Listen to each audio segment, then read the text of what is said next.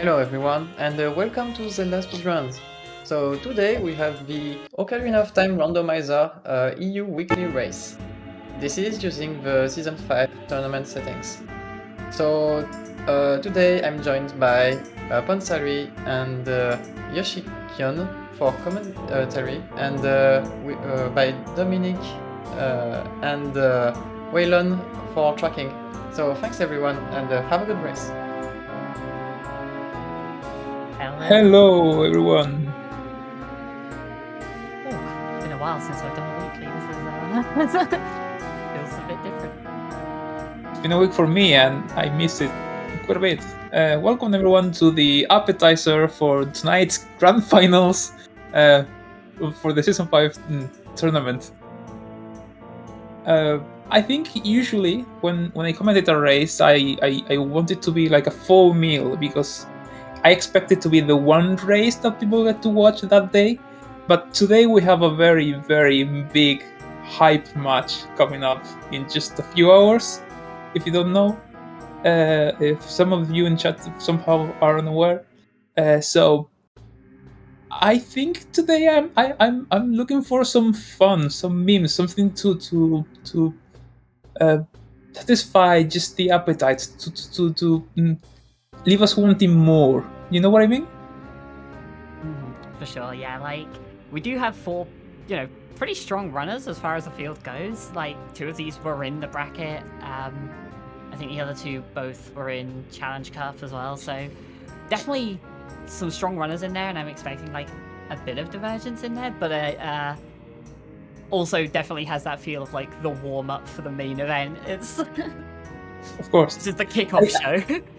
I do have some history with Jimbo because there was a very terrible, terrible seed rolled by a certain astral body that shall go unmentioned. That was a very terrible distribution of items in which Jimbo was kind of the underdog between among the featured runners, and he ended up doing very well. So I was cheering for him the entire time, and he managed to pull through in the end. So I'll be cheering for Jimbo as well. Plus, I always have a bias for anyone who streams with a cam on. So I out of the four runners here, like I've had little interactions with most of them, but I was the person who got Carp into OOTR, so Carp's definitely going to be.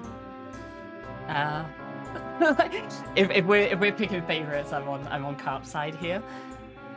of course, I'll try to keep the bias to a minimum. But to be fair, I think Carp is the only one that I'm not familiar with very much.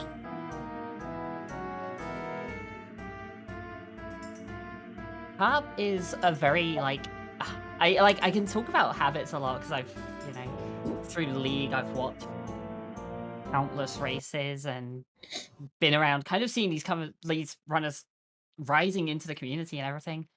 But yeah, Carp in terms of playstyle is definitely somebody who's like a very strong runner who occasionally just gets into his own head or just like forgets one check or something somewhere, and it's a question of how costly that ends up being most of the time.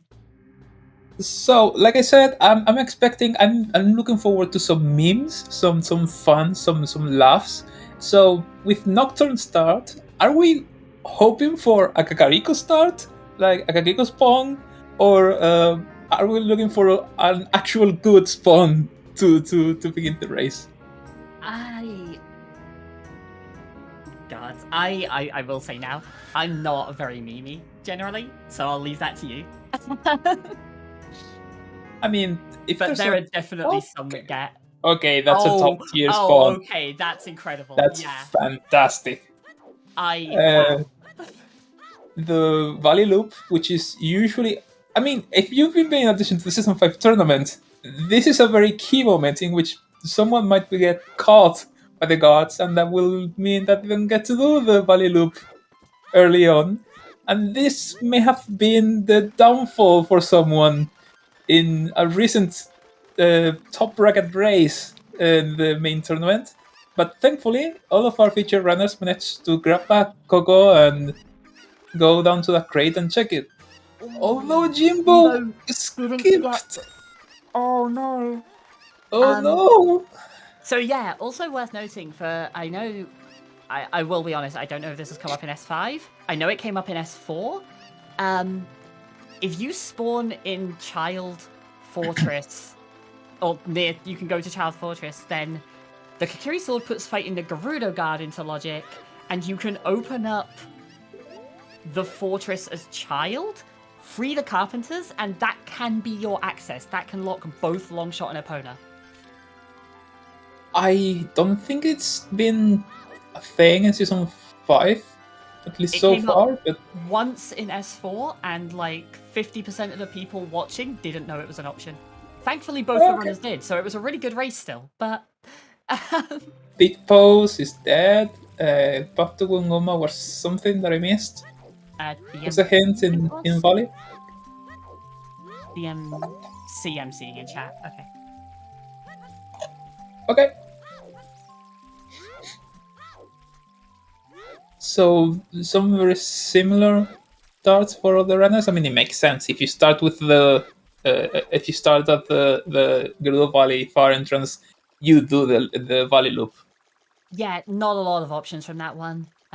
You can't save The quit main- anywhere else. You can't get out anywhere effectively. So just The kind main of difference is that Brotin the Rose is the one that didn't collect the 50 rupees, which means that he can't do fishing unless he collects some cash along the way. And we see a path to Valvagia in Goron City, which is never a nice sign. I like Saya's song to be as useless as possible, unless we're getting frogs too. So it's always unnerving to collect Goron City stuff because it's hard to go there only when you have everything you need. And even if you have everything that you need to go as adult and child to full clear it. Right. It's a messy area, not one of my favorites. Nice to get hinted at least, because it's one that can definitely be kind of easy to leave behind, especially if you get some of those requirements a bit later. But Bro is the only one who did go for those back of lake hints. Not something you see super often, so could pay out pretty highly there. Apparently, one of them was filled his path to Bongo, which could be many things except for magic. Yeah, I imagine we'll see the open grotto on the way out from here, depending on... I think Bro is taking the owl here, it looks like. I would expect the other three to basically leave Lake through to Field and walk to Kakiri Forest from there. But Bro is gonna pick up these songs instead, I guess. Go to Lonlon from here and then head out from that way. That's probably the stronger play on average. But taking always the stronger play is not how you necessarily win every race, right?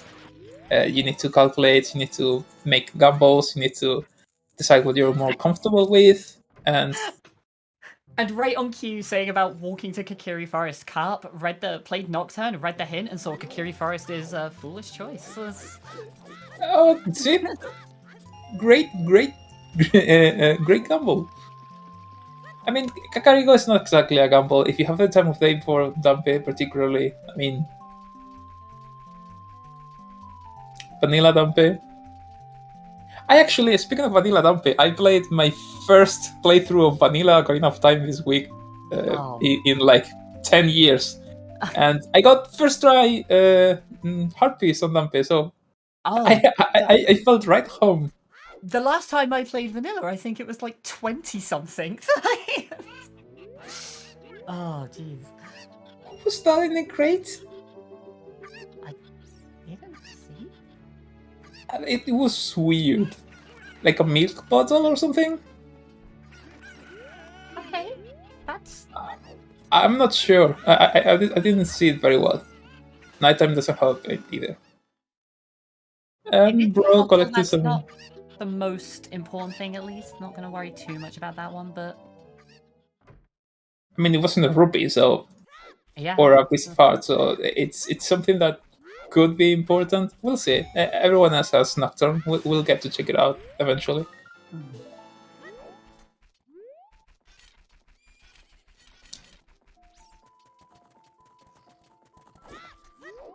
Okay. 60 rupees and 110 rupees. That's all Mido has. You know, it's like the starts of like a savings for like a college fund or something for Mido, and we just took it right out of his hands when with a full wallet. I mean, Just so threw it all over the floor. Just took it out of his house threw it and just away. threw it away. I think the foolish hint won't matter too much. You probably still do Mida's house looking for bomb shoes. The big one will be... Okay, nothing there. So... Yeah, I think having that foolish hint is going to help Harp out here. Not that it's a huge amount of time, but just that little bit of a distance going to the Kakiri sword chest is probably the one big time save in there. That looks like a small chest in the side in the bombable wall in DMT, and it a 20 rupee on top of DC, so nothing of note. Something of note that we didn't mention is that the song in Long Long Ranch is Zelda's Lullaby, which gives us another song for those who waited to come to Kagariko a bit long. And I think we're not seeing a big Goron sword today. I don't, unless 50's required, but I don't think they're going to go to 40 for that big Goron sword that Jimbo just saw on the hint. Probably not.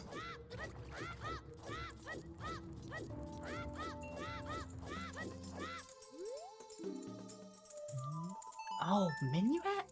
This song chain is really nice. The Zelda's Lullaby into Minuet, and then you can use that to get back to Forest quicker. That Bro's kind of left in a kind of awkward spot from here.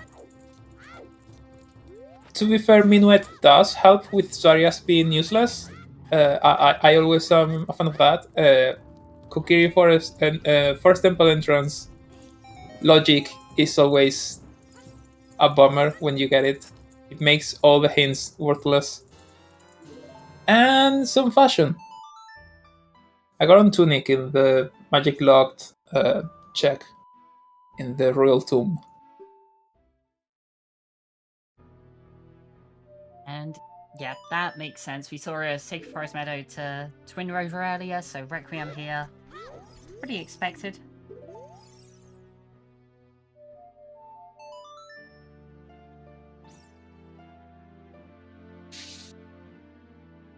Continues that song chain though. Bro just gets to go and get another song.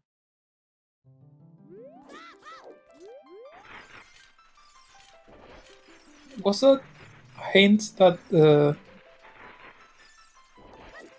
Son of Time at Prelude. Okay. Okay. Oh, cool. I missed that one. Nice. And there is Calls is Dead. Oh, I thought that was Sarius. Yeah, Monument of Time Sarius. I thought it was Sarius too, yes. I was trusting chat. It's your fault, chat.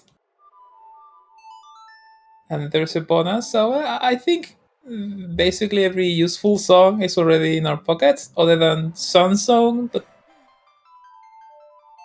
which is not a required song very often. Be the big one.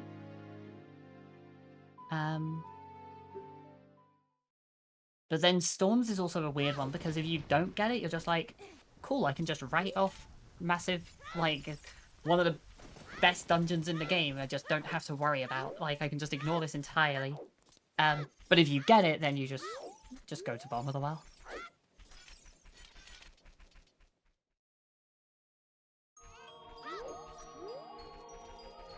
Yeah, and with just Zelda's Lullaby, you can check everything in bottom of the well, so it's a really strong play if it's available.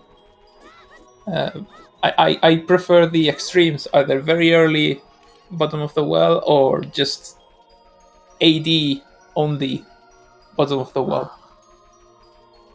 I love bottom of the well. I think it's one of the best dungeons. It's like 5 minutes for so many checks, but it's been very much improved in Season 5 with the peaks. It makes bottom of the well a much cleaner, faster, much less messy dungeon. It's weird. In 3, it was really strong in season 3 because the placement algorithm. I can go really overly technical about this, but I won't. Basically, the placement algorithm around closed Deku changes the strengths of dungeons. So open Deku made bottom of the well far stronger. Closing Deku in S4 made it far weaker. And now it's back to being stronger again because of the chest size matching contents. Oh yeah, if you ask me, the one change since season 1 that made the biggest impact for the better in the randomizer races is closing Deku tree. 100% agreed. That was so brilliant. Such a clean solution, because that wasn't even like a setting that existed prior to the change, essentially. I am not a fan. Oh, that's hover boots. It was hovers. That's hover boots inside the grate. That's why it was weird. I won't go into it here because it's probably the most. Oh no, Carl. It's a tunic. It's not the most valuable, at least. It depends on how messy the hints get.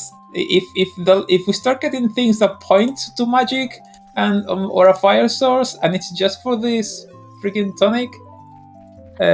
Do we know our dungeon spread already? No one's gone to Temple of Time, I don't think.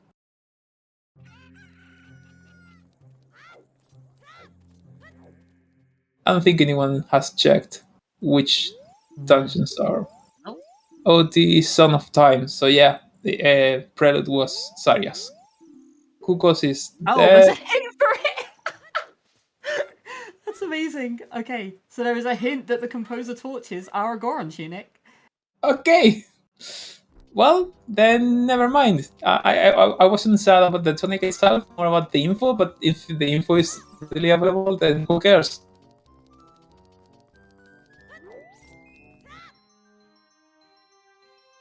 Oh, some Banjo Kazooie music. Was it the Something Valley?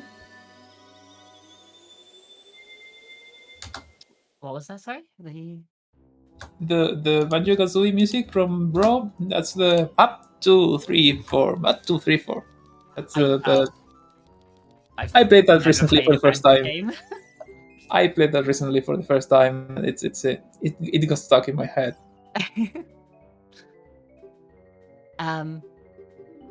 But yeah, Foolish Spirit is huge. Foolish Spirit is a really big one. Definitely a massive area that you'll want to clear out most of the time anyway. Spirit or Medallion, and even if it's Stone or Medallion, and even if it's a Medallion, like going back as child can be really time consuming and everything. We do see that it is a Medallion, so we will be seeing Spirit, but just not much of it. And a second Lovelace on chain with Minuet leading to Bolero leading to who knows what, probably Storms or something. Sunsong. I didn't see what the greater. No, Storms, like you say. Yep. What does that even leave at this point? Are we missing Sunsong? We're missing Sarias and Serenade. We know Sarias is on the Prelude check. So I think that just means it's Serenade and Suns, and one of them is Burning Kakariko and the other one's Ice Cavern? Right. Ooh, Bro playing at the limit. He can't point out that he needs to collect some health from the pots. Okay. And the other side, that's right. Not a costly death here, at least. No, he just gets the rupees. He doesn't care. Just don't get hit by the flames.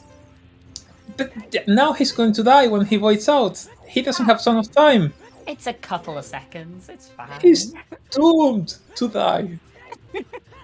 He chose death, literally.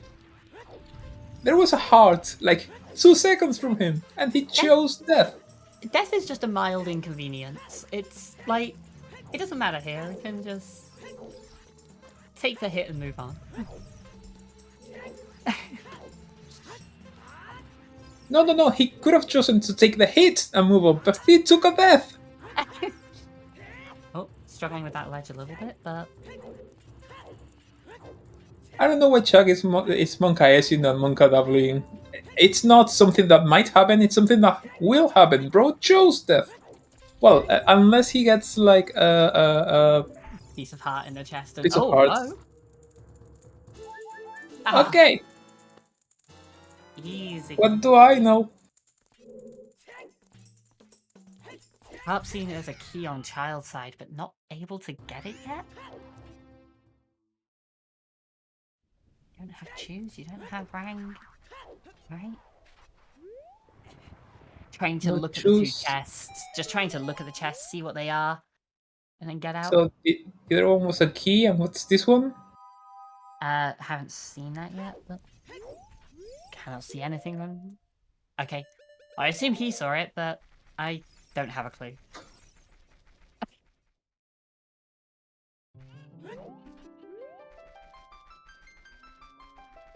See, now this one's a song I'm very, very familiar with. And it's very fitting for Kakariko. Yeah. This is like the right level of relaxing for... Anju has double Ds. I mean, there's some fan fiction out there that will agree. But generally, never mind.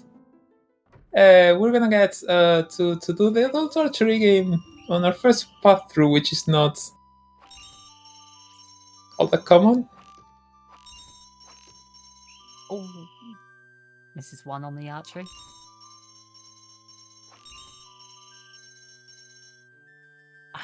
Every time people try and look at that, like the spirit hands from the bottom, I've never been able to see what they actually are. This remix sounds wrong. I don't like it at all. I want to say it was specifically the FF7 prelude. No, this is Super Mario 64, but it sounds so wrong. The CAC theme. The CAC theme is the FF7 prelude and not any of the other FFs. There's slight differences in each version. I thought it was the FF1, so who knows? There's very slight differences between each Final Fantasy there is. And I'm pretty sure it was the 7 one.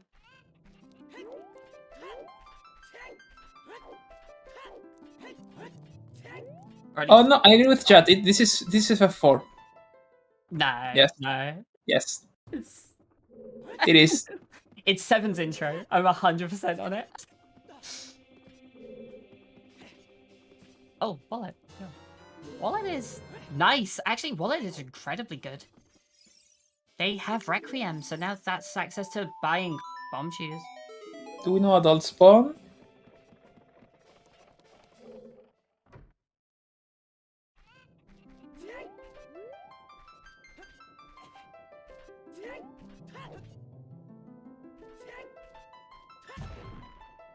Have we? I don't think we've seen the adult spawn, have we?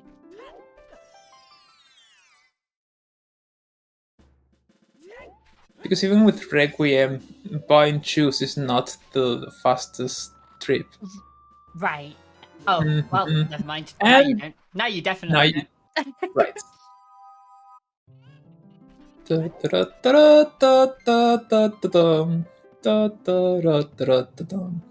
That's Majora's Mask, I think.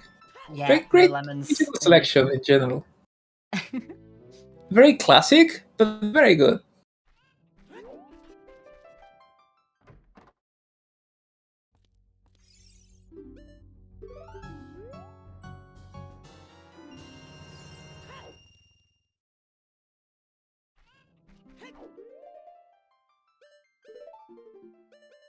Thought Jimbo had managed to pick up the wrong dog there, but no.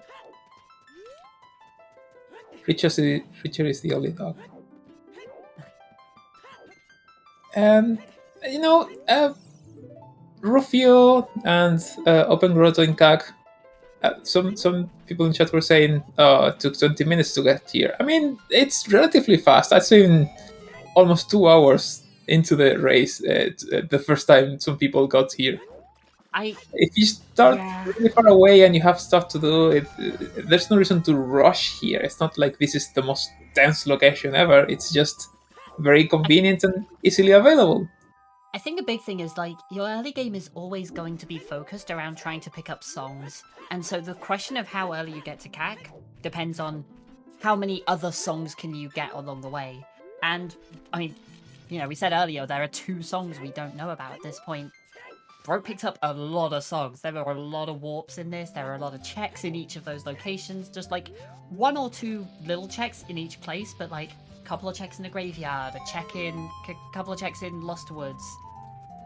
It doesn't surprise me that it's taken a while. Bro picked up a lot of songs, but there's just a lot of songs. Other than with a first medallion start, he picked out as many songs as he could without completing the dungeon. Right. So that was a lot of time investment. Just 20 minutes. And songs are just the most powerful. Like, and I've said this before. Like, in terms of the metagaming, the songs are always going to be the most powerful thing. I don't think there's anything you can do to the settings in this game that will change that from being the case. Songs are just good because if nothing else, even if the songs are warp songs, they don't logically do anything for half of them. They just make all of your other plays so much more efficient, so much faster, and just everything feels so much smoother. Right, I'm always a big advocate. Whoa, that's well, we need that. But needed, yeah. Wanted? I don't know. It's foolish. It's just the water medallion, but hey, we have it. Eventually needed. Yeah, and it doesn't save any time until we need it, so it's not the best kind of check. Which I agree with you. That there's a lot of like time-saving items and checks that are generally very undervalued by the community. Stuff like Sunsong, stuff like Eponas, they have tons of utility outside of the fact that they get you checks. And overall, because the goal is to win as fast as possible, they will always be inherently valuable, unless you get them at the very end of the game when you just warp from dungeon to dungeon and complete the seed. But Jim has barely enough time to get through to enter the fire temple. With no shield, he's going to fight here or something? No, I don't think he can. That's the key? Yeah, small key.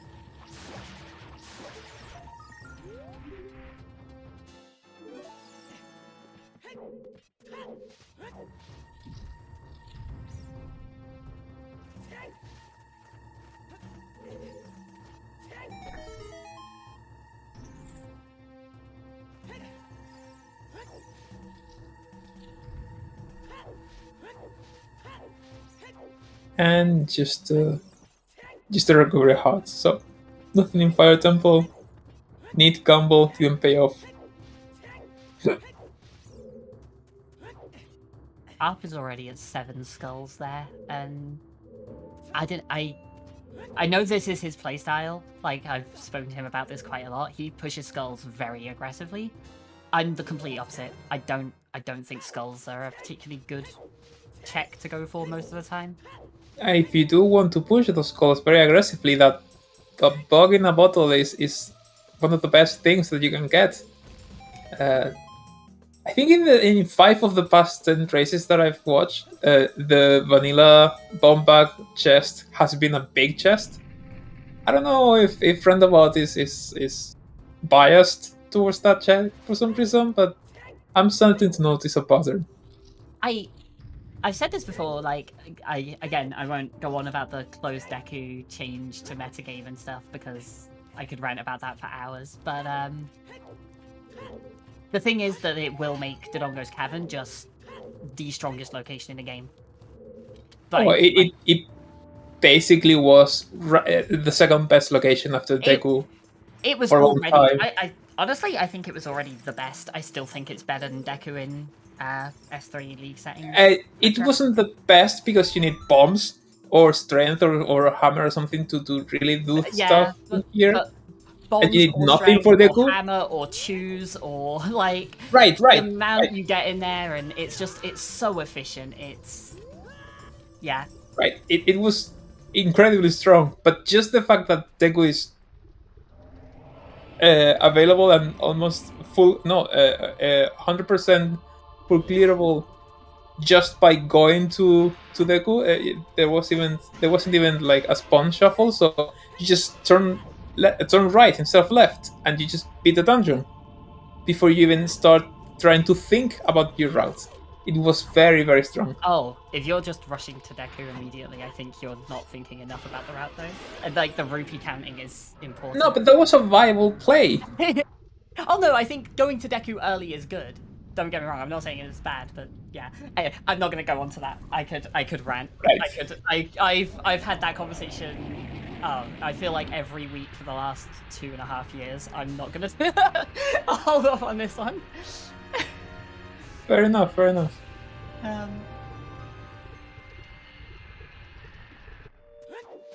So we did Hey! get to We saw Greg! Kindo Dongo gave us Greg.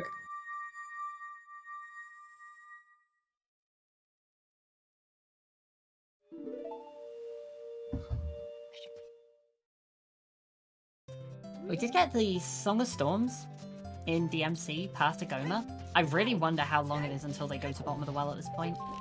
Because earlier they could see every chest. Now they can get everything. Thing is, we don't have Serenade or Prelude, so going from child to adult is not going to be a thing that this run is going to do very often. So I'm sure they'll save bottom of the well for when they have a good number of things that they can do as child and do a long child segment. At least that's how usually people tend to play it. Yeah, Broke did get... Broke was Serenade, I'm trying to see... Weird. Was that CAC? Yeah, they do have Serenade, no Prelude though. Well, right. Still, yeah. No, I agree. I think it's mostly the fact that if it's past Agoma, you're almost certainly getting your Kokiri sword from bottom of the well, so it's not like you're going to... doesn't help you with anything else, really, so yeah. Well, you want to do the checks in Deku Tree. It's still a strong location, even if it's locked behind an item. And right. The thing that you can't do is be like, oh, I'll wait until I have another child dungeon available. Because, well, you know that one of those dungeons won't be available.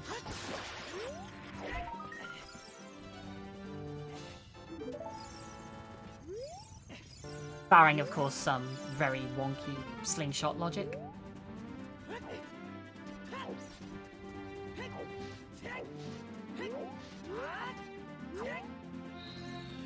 I've never been able to see the chest using this big.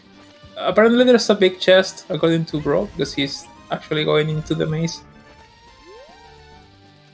Every time I see people do this one, they panic because they can't see anything, and then they're like, oh, does that mean it was small, or does that mean I just didn't get to see it?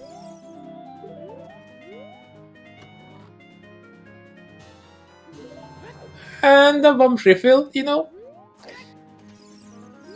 it's not the worst thing to find. He only had 7 bombs left, I think.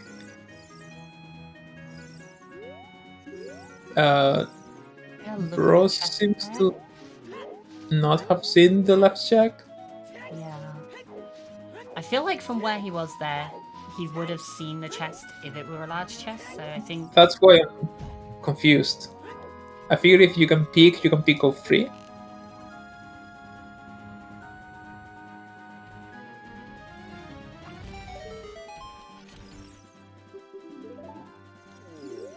I love how even with the bomb bag and 30 bombs inside of it, you still use the bow. I mean, the bow is the #1 item. Oh, using bombs for that is suffering. I hate it. It's bow, then choose, bombs, strength, and then Din's Fire. And Din's Fire at the very bottom, yeah. Yes. I like to play... every once in a while when I play, I like to play with all tricks enabled, so that I force myself to actually learn some new tricks. And I actually had Din's Fire, Link Decoro required once. It wasn't fun. I remember, I think it was Kirox making a setup for it at one point. I think Mel was working on a setup at one point, and I'm just like, okay, but why? In case the logic requires it. I think it was early days RSL, and it was in case you found Goron City in like a terrible location that you couldn't get back to or something. We had a Dean's Fire Dogs bomb bug in bottom of the well this season alone. So yeah, these things happen. And that's a slingshot that's available with just a bomb bug. So DMC! Oh no! I was saying about the potential for a wonky slingshot path to Goma. that's gone. Wow, that was in DMC, so it could still be the path to Goma. True. I don't expect it to be. Normally, I expect another slingshot is available fairly early. There's not a lot locked behind Deku Tree, but yeah, if it is, it's definitely an interesting one. Deku Tree is Forest Medallion, and there can be a lot of like. If Slingshot is the path to Deku Tree, I'm even more incentivized to go there because that means that there's a lot of stuff that's locked behind Deku Tree. So it's likely that a hookshot or something big is in Deku Tree that locks a ton of checks. The song is Saria, so it's like incredibly unlikely that because the slingshot only locks beating Deku Tree, it only locks Goma, nothing else in the dungeon.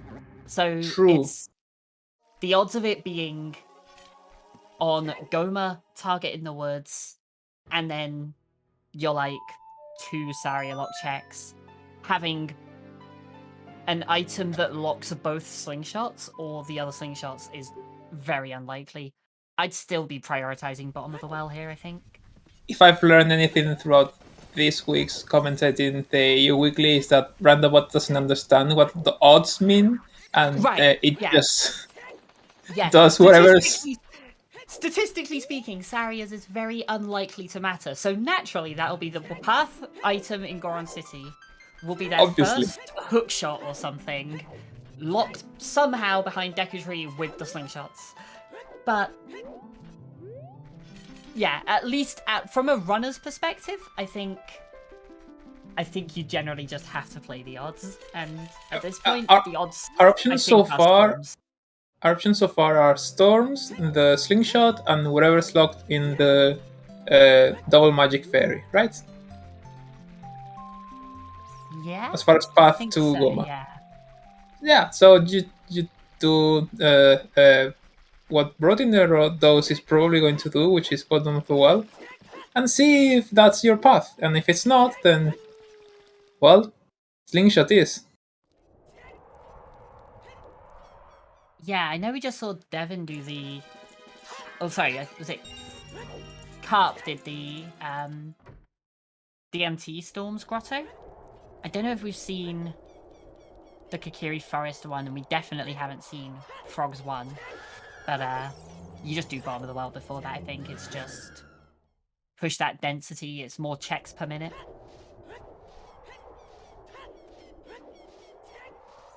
I mean, you have Nocturne, it's like the city's begging you to go to bottom of the well. Oh, so yeah, Kakiri was foolish. So I guess it's just Frogs that matters. Dun, dun, dun.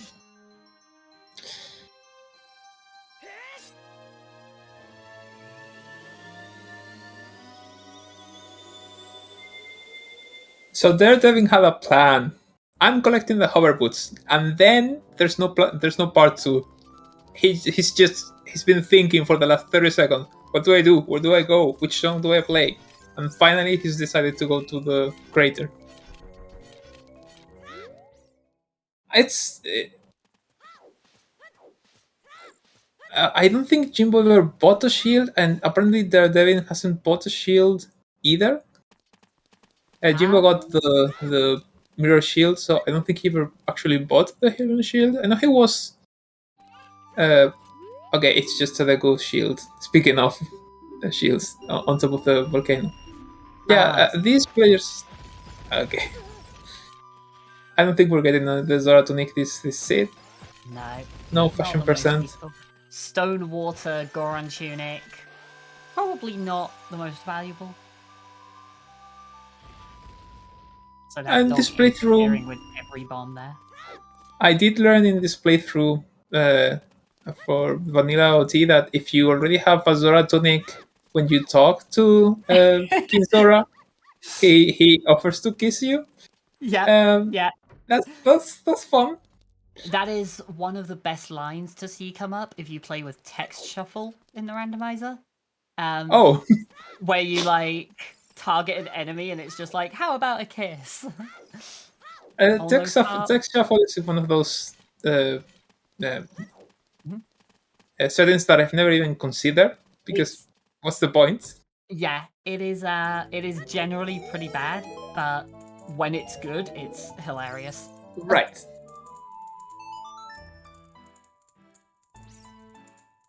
So, right, we have Goron City Path. And have we found anything? No, just the second bomb bag in here, so... Which is locked behind bombs, so... It is worth noting that Brot is the only one who did the back of lake hints, so is the only person who knows about the Goron City and Hyrule Field paths at the moment. Both of those were only in back of lake, Jesus. So far, only back of lake for both, yeah. Wow, okay. So it's one of those, I get it. Random, I get it. Jimbo almost has the 200. Is he already has the tunic, right? Is he trying to get the juice? Why? No. Yeah, I doubt it. He has the Goron tunic. I don't think he's trying to get the Zora tonic. I think it's just a case of grabbing the money almost out of autopilot. Right, probably. That's another cookie forest. It's foolish. And the climbable wall in DMT.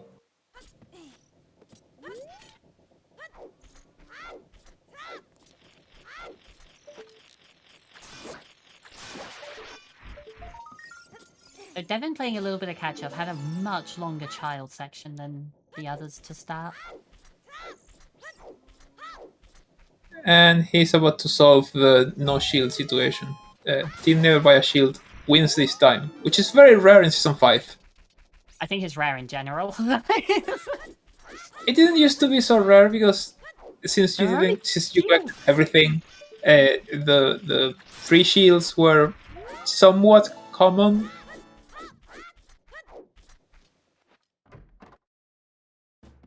But now that you don't open small chests and you have tons of like hints readily available at your foolish locations which probably contain those shields, you never get a free Hylian shield.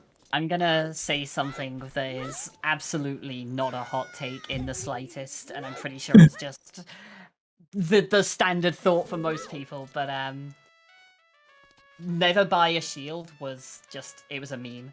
And like buying obviously. a shield was almost always the right play for like anybody who actually wanted to win. You can keep your facts and statistics, but you can give me the magic. I prefer the magic of never buying a shield.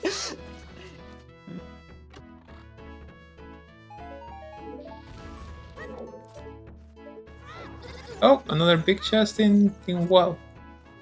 Oh, is it the sword? It's the rank. Oh, wow. That's... okay. Scary. Scary is the word we're looking for. Another big shield and a big chest in the well. I think that's a vanilla map or something. That it's another big chest in the vanilla game. So hopefully that rank is not the path to Goma. I mean, if it is, there's only one place that... Okay, that's... well is stacked. And that's the answer. So our path to Goma gives us also the boomerang and possibly more items. So it's one of those nice hints Doesn't directly hint necessarily the best items, but but it's an item that you need to collect, and it points you to a location in which you can collect a lot of other really handy, useful stuff. So I love it when a hint tells me, go to this location that you don't usually prioritize very much, and I collect 5 things in there.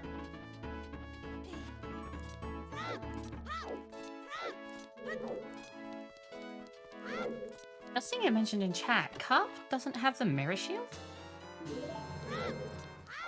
Did he not open the chest at the start? It was the map chest, Yeah, right? the map chest, yes. What was the central? Dropping down, maybe? It was strength in the central chest, in the bottom of the wall. The wall is really stacked. It's definitely the place to go. It feels like early Soother.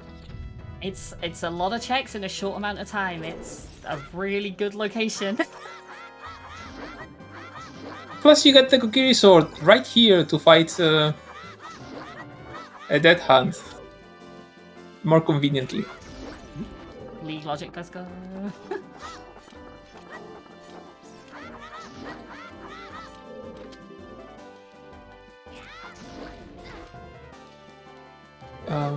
Did Bro not store the gem slash? I think he already hits. Oh, he did.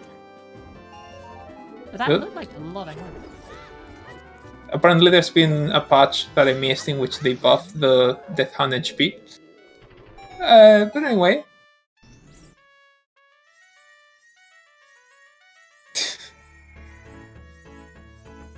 More banjo music. I'm pretty sure this is banjo music as well.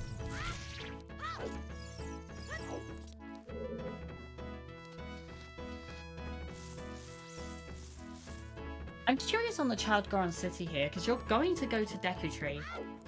Do you want to 100%. Do you want to go and do the 2 checks while you're in the area? Or do you want to leave to get Saria's song and then come back to do all 3? You don't really have a convenient way to leave and go back, so I think dancing that can wait.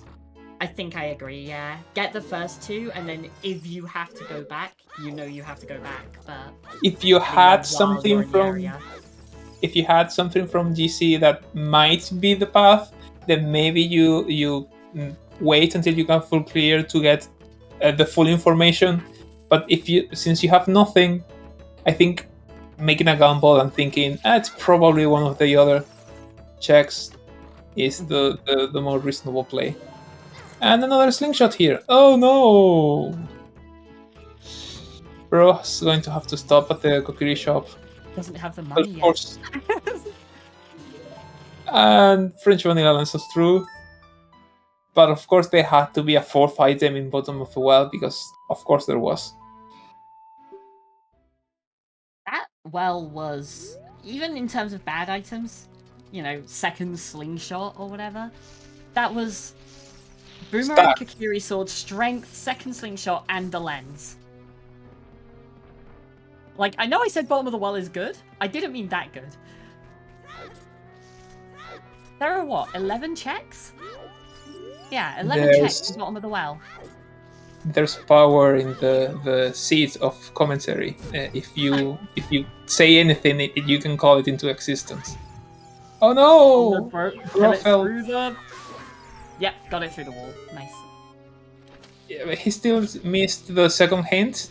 Do we know what that was? The second hint on top of the maze? I think it was a repeat of one of the skull hints. So I don't think hopefully it was. Oh, it's the same hint as the first. Okay. Okay. Well, Bro's probably gonna check anyway, but.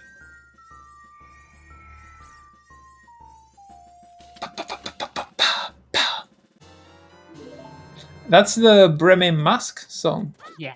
I think I played it. Going for lemons.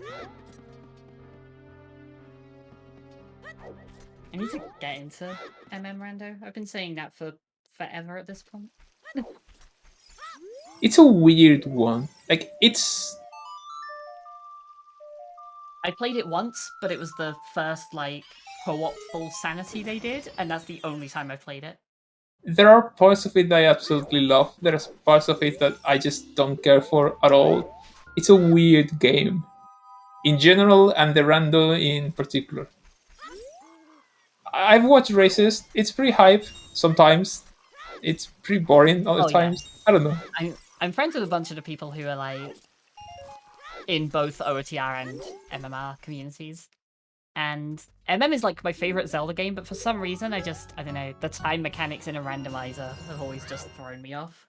Yeah.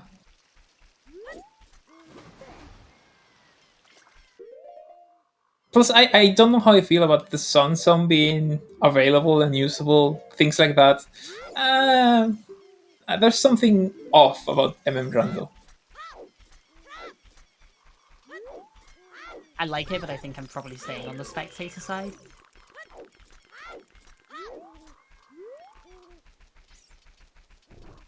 Alright, get a couple more hints here. We'll see if Bert gets some useful information with this. Oh, Feel that's up not the hint he bumble. wants to see. Because that means the others will get that hint. Eventually, even though they're not really going to the well. At least they're not prioritizing it. Yeah, it's a little surprising. Well, they don't have the info, right? The Goma, the path to Goma was They in have- the back of Lake. No, they have that one. The ones in the back of Lake Oh. were Goron City to Volvagia Then it's- and Hyrule Field to Bongo. Then I do And we think just it's saw- weird. Carp just got Zora River to Phantom Ganon? And that's the Zora River to Phantom Ganon? Well, that is... Oh no, that's terrible for Carp. Carp just got Zora River to Phantom Ganon and found the hookshot as adult. But Frogs has strength. Frogs? Jimbo did Frogs 1 at the same time and it was strength. The well has another strength, so yeah, child strengths galore. But There's, Carp has no reason to go back for Frogs in the Rain. Like, that's a really awkward check to get back to at this point. I mean, you are chasing the path to Goma eventually, so you have to check the. There's. It's either in Well or in Frogs 1. Maybe for some reason Frogs 1 is he decides to do before Well. If he does go to Well, he still gets a strength. So while he's chasing the path to Goma, he's going to get a strength either way. Maybe both. So it shouldn't be a big issue. We'll see what how it plays out. It's definitely something that could trip him up. I Whether missed it two will or not memes. is a different question. Apparently there were 2 memes in a single room in Deku Tree. In the slingshot room? Who was there? Major. Nothing important was lost. That's fine. I fair warning. You can 100% expect me to trash talk for memes. Don't worry. Chat, is anyone available to trade places and commentate? Yeah, we'll get someone else in who doesn't meme as much. I can't deal with this. I mean, come on! Look, we're gonna have one person who focuses on the chat and one person who focuses on the race, right? And that's Who's who? No. Anyway, I'm not serious. Deku, I usually don't turns care out, about the match. The for what match it's are not. worth, Deku my not favorite actually paying part. out that much at this point. Talking I about mean, Deku being strong, it not it looking is very for the strong chat. right now. It is paying for the chat. Not for the runners.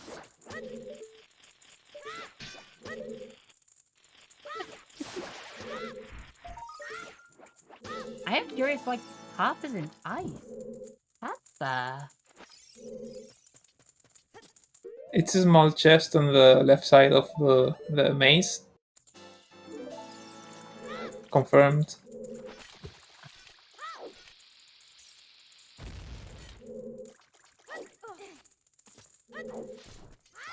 Carp today was like, I wasn't going to play the weekly, but you said you were doing comms for it, so I figured I'd join in case I got on the restream. And it does, and then rushes ice. I hate Ice Cavern. I hate it. You hate fun. I mean... No. Ice Cavern right now is a bad play. You know the song is either Prelude or Sun Song, and neither of those are especially useful. So you hate Ice Cavern the play, not Ice Cavern the dungeon. A bit of both. I think Ice Cavern is one of the worst dungeons. Okay. But that's because Ice Keys are literally the worst enemy in the game. I thought there was some redemption for you right there, but somehow you made it worse. Ice Keys are terrible. Ice Keys are terrible. I can agree with that. If Ice Cavern is Prelude, I can see the value in it, and I know this is one of the big things I've spoken to Goomba and Sponge have both said, is like, getting your warp songs early is good, even if they don't technically open anything. If you, like, get Prelude early, you'll save enough time with Prelude throughout the seed that it's worth having done the play to get it. I'm not sure that's the case here. This is looking like a fairly fast seed so far, but we know how that changes. We all know how quickly fast seeds turn into last locations. There's a race that I'll never forget in which the winner was decided because there was a 50-50 between two songs. One was Prelude, one was, I think, Storms, like an actual useful song. And the one runner got Prelude, which means that they got to make fewer checks. So they played Prelude to go Child, whatever, and try to complete the last dungeon. And they got the item that they were missing for Go mode in Lax. So the other person didn't have Prelude, so Lax access wasn't readily available, and they lost. Right. Yeah. I'll never forget that race. The idea that Prelude is not that good is ludicrous. It's a lot of time saved throughout the run, and sometimes Lax access is key. I said earlier that a lot of my comments are not hot takes. They're just how most runners will think. This one I think is actually a hot take, and that is that probably the single best song in the game is Serenade. That is a hot take. I disagree. It gives you so many movement options as both ages because the not access really. for adult in terms of checks, going to lake is miserable otherwise, and Serenade kind of acts as a prelude a lot of the time. Serenade is incredibly strong sometimes, and more often than I think people give it credit for.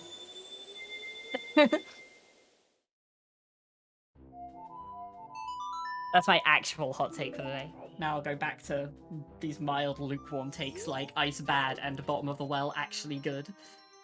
So Bro got his prelude check, he got Zarya song, and he's right back into probably Goron City. Yeah, I guess Bro deciding that didn't want To to get leave his the Ronin path behind. I mean, makes sense. Follow the logic. There's something in Goron City, you can full clear it. Full clear it.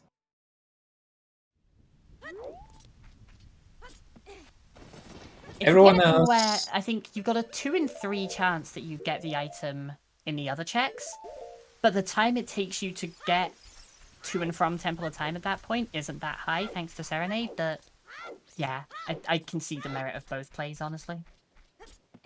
Are these jewels worth collecting? I guess so. Yeah, chews are faster if nothing else. Don't have to wait for them to explode. You do have to wait for the red ice to melt, so. But you're picking up the... Oh, I think... Did you pick up the blue fire in the same time? Either way, that's generally a good idea. If you're going back and forth between red ice and blue fire, just waiting for the ice to melt while you grab the fire, it still melts. He didn't. He stood there. I mean, he was collecting a Skulltula, so I guess... Okay, yeah, doing something else during the time. Some of the time was saved. And Bro's the only one without a hook shot, but I still think he's the one that's the farthest ahead in this pack. Doesn't have a scale either. Cart's the only one who found a scale. I missed where that was. But yeah, I think Bro, having followed that, I guess the difference is like Bro has done more, I think, at this point, but it's all hinted. It's all kind of led to you via that Goma path, DMC. So I expect the others will follow in Bro's footsteps pretty quickly, and the question is just whether Bro follows in theirs. Right, Bro does have to find the hookshot eventually, but there's not that many places left to check. I don't think River is a crazy place to go. No, yeah, didn't get a lot of items in and around Deku either, so it's not like, oh, this opened up other options. Like, no, there's still not much. I guess the big one would be you could safe warp, fight the Gerudo guard, and then go over there as adult. But like, or you could just go over there as adult. But I don't know, that feels pretty inefficient, going to like the Gerudo area at this point with a bow and a strength and nothing else, basically. I mean, in GTG, the bow is surprisingly strong, but yeah. And being able to do like hookless with the bombs to ground jump up or the hovers to go from the chest, like there's a few different ways to do that there, but even then you're not expecting to find your hookshot there. I think generally it's going to be a fairly weak play at this point, and River probably looks vanilla. At this point. It was a vanilla Iron Boots. I think so. Oh, nice, cool, okay. So Ice is definitely a good play this time around. Stone water.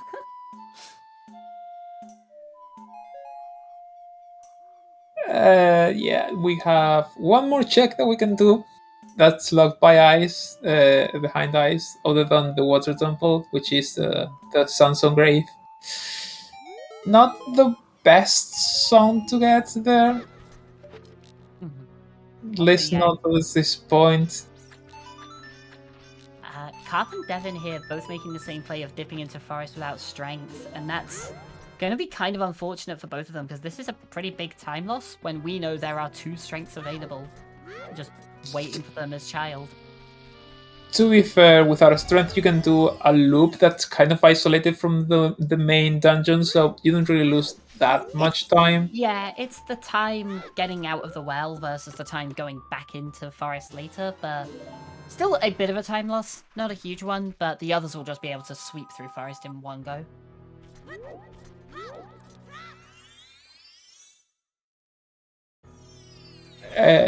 If you're going to come to Forest without the full kit, I'd rather come without a strength than without a bow.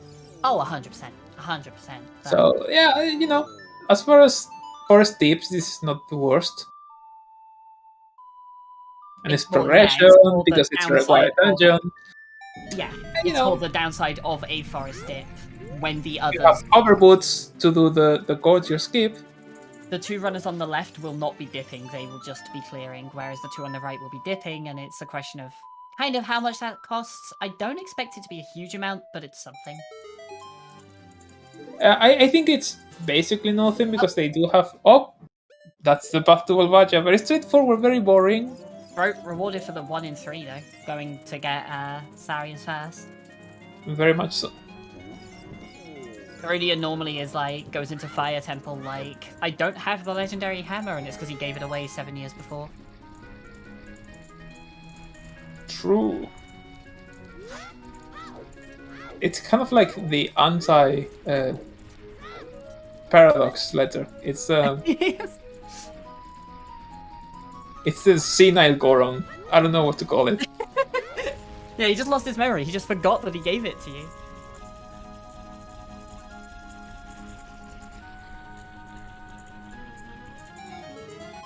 Maybe his Goron pride doesn't allow him to ask for the shield, for the hammer back.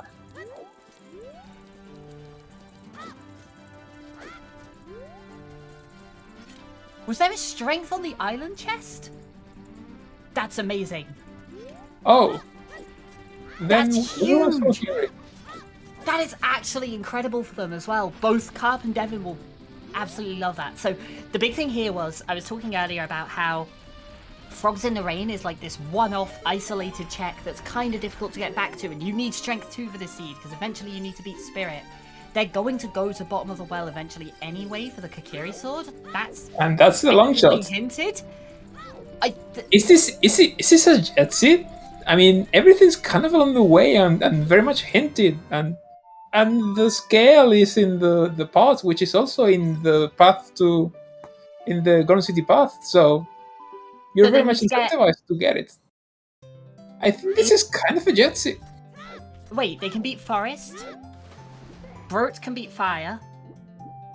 At least Jimbo right now could beat Spirit.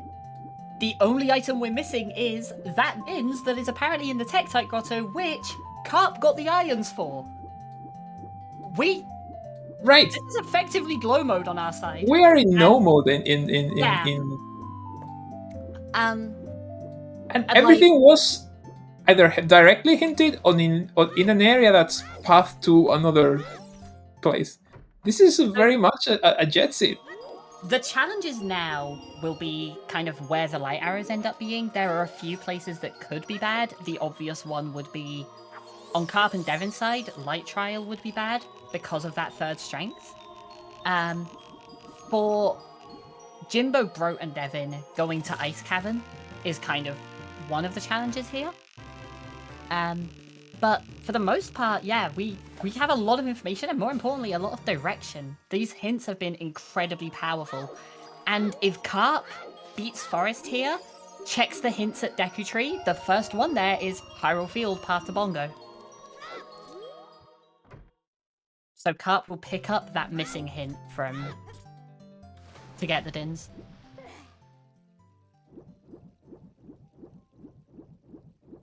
I mean, we haven't found a hint for magic, but we have a spawn right next to it, so I still count magic as essentially hinted. The game gives you a hint. Check this area by spawning you in that area. Essentially, like, dropping you onto the item. This is a very linear seed. It feels like the only real challenge here has been, I think, Ice Cavern. I would have said the strengths, but yeah, no, Forest just handed one over.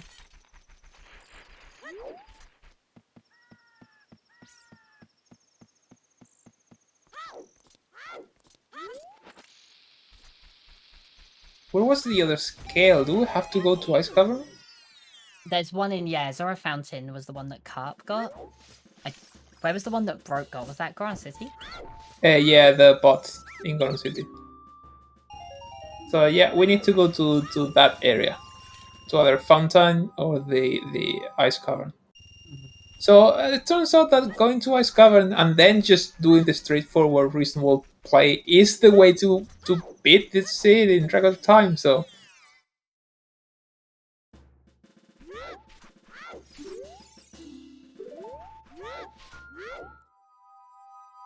and now it's just a question of how long do people get tripped up by the things that are missing? Jimbo's definitely, I think, I hate to say it, but I think Jimbo is definitely in the worst position right now. Missing that magic at the start is incredibly, that's a huge hit. But also on top of that, has to get to ice at some point, and is still kind of just catching up to Brot otherwise. Where exactly was the scale in Fountain? Was it the ferry? I didn't see exactly where, but yeah. Well, it doesn't matter. We still need to find Ruto's letter for everything to be hinted. Wow. I mean, we can get everything nice, but just in case, I want to call this a jet seed, but for this seed to fit the definition of jet seed, it either has to be finished super quickly by several people, or it has to have everything along the path and hinted or whatever, something like that. And until we find Ruto's letter, I'm still not calling this jet. It's close to jet, at least. I think it's it has potential. Yeah, it's a jet up until the point where you have to just go to ice, unhinted entirely. That's like the one decision in this.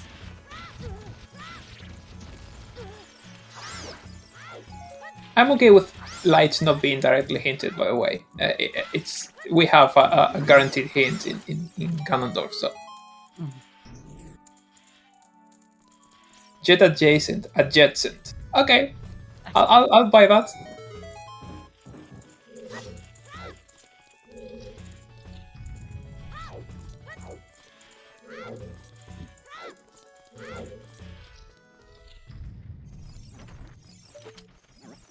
So Broke coming for the keys in Child Side Spirit. And we know Spirit is foolish. Broke knows Spirit is foolish. But yeah, you want that key. And then Broke's still missing the hook shot as well, but just has to make his way to River. That's the one big thing that Broke is missing right now. If lights are in light trial, that means that whoever checks Frogs 1 is going to win the race. Yeah, lights in light trial at this point would be the absolute worst case scenario for Carp and Devin, I think.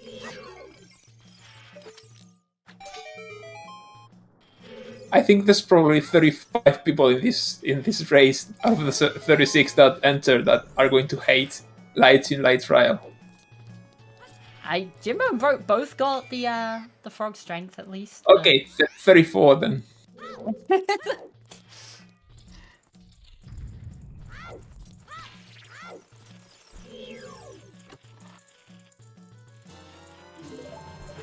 There's 36 competitors in case chat isn't aware.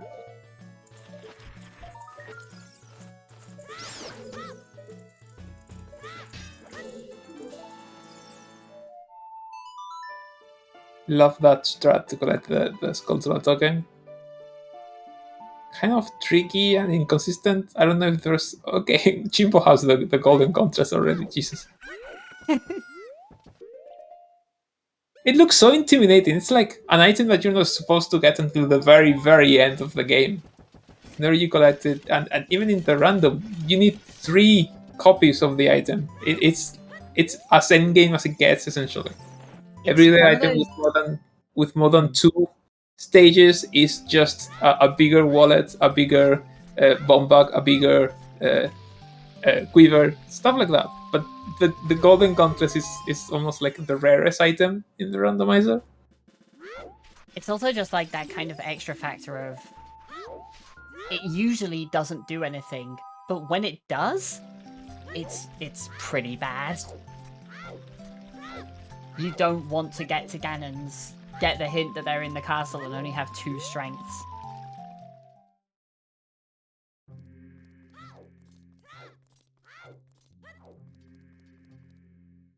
Jimbo collecting the long shot. We have 3 forest and a market.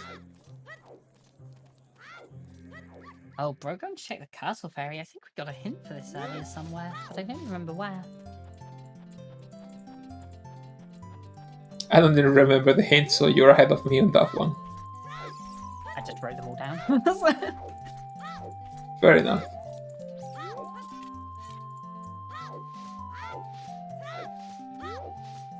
Wait, bro, not going for the castle fairy, bro, going for the second castle hint. Right, because bro doesn't have the Zora River one. The only copy of that we've seen was in Zora's River.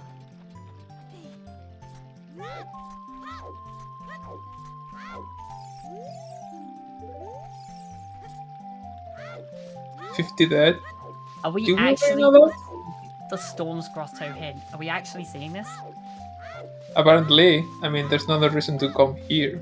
I cannot remember the last time I saw someone open this grotto outside of RSL.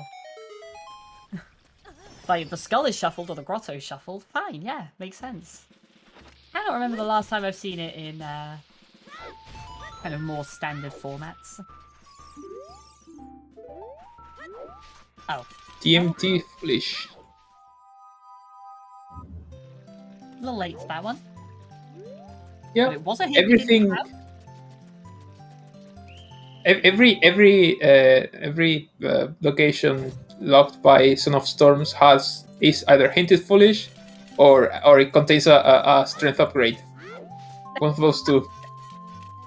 I wanted to say that sentence because I'm not getting that many chances. I think this is my one. Mhm.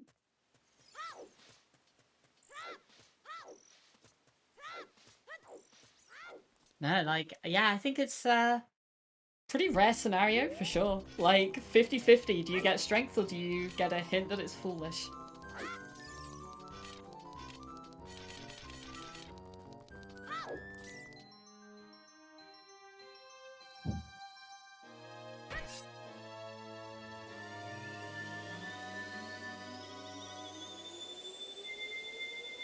Alright, we've got Triple Forest Broat here saving us from absolute boredom.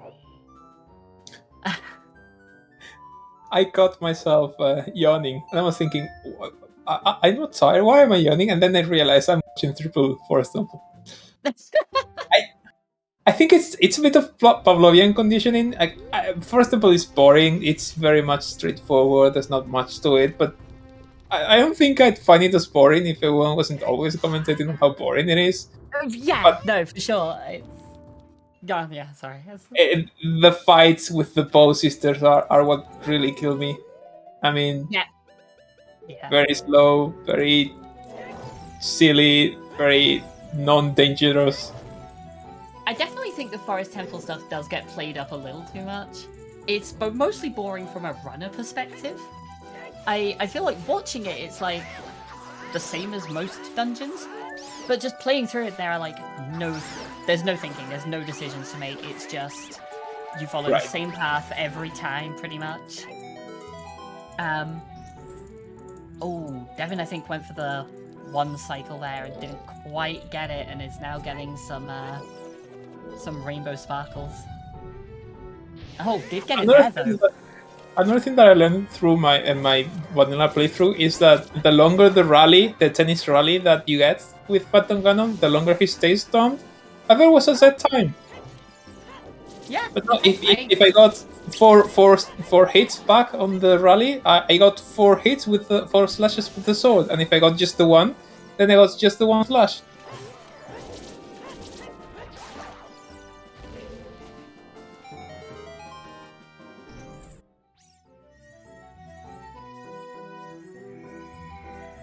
Alright, will Devin pick up the field hint? That looks like a yes.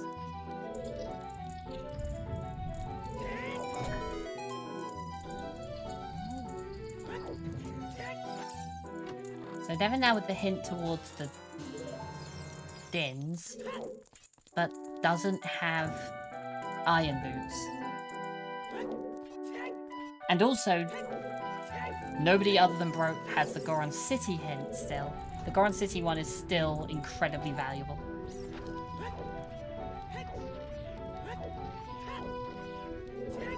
It gets you not just a hammer, but potentially your second scale if you don't go into Ice Cavern, but you do go into Fountain somehow. Yeah, it makes it that if you then go to Ice later, you don't actually do Ice Cavern, you just bail at the scale. But only if you already have the scale. Right, if you've already done Goron City first. Yeah, Broke won't touch Ice here, but the others... I mean, Carp already has, and the other two absolute might.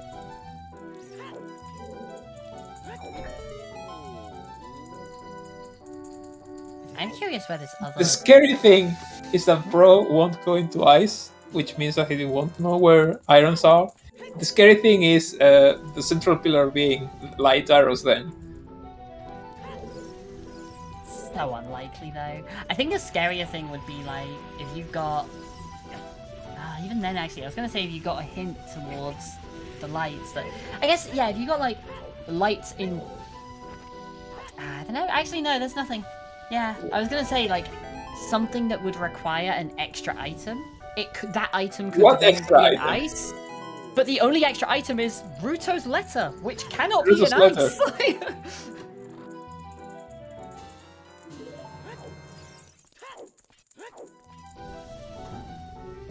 And Carp also grabbing the field hint here. So yeah, Devin and Carp both getting this one. We'll see if Jimbo does once he's done with living on the edge. The second copy of the Goron City hint here is going to be a very big deal. If Devin and Carp can find the Goron City hint, or just... Jimbo has a quarter of a heart, 0 keys, 0 rupees. He doesn't need any of your resources. He doesn't need bullets. He doesn't need anything. It's just... okay. He didn't take fall damage.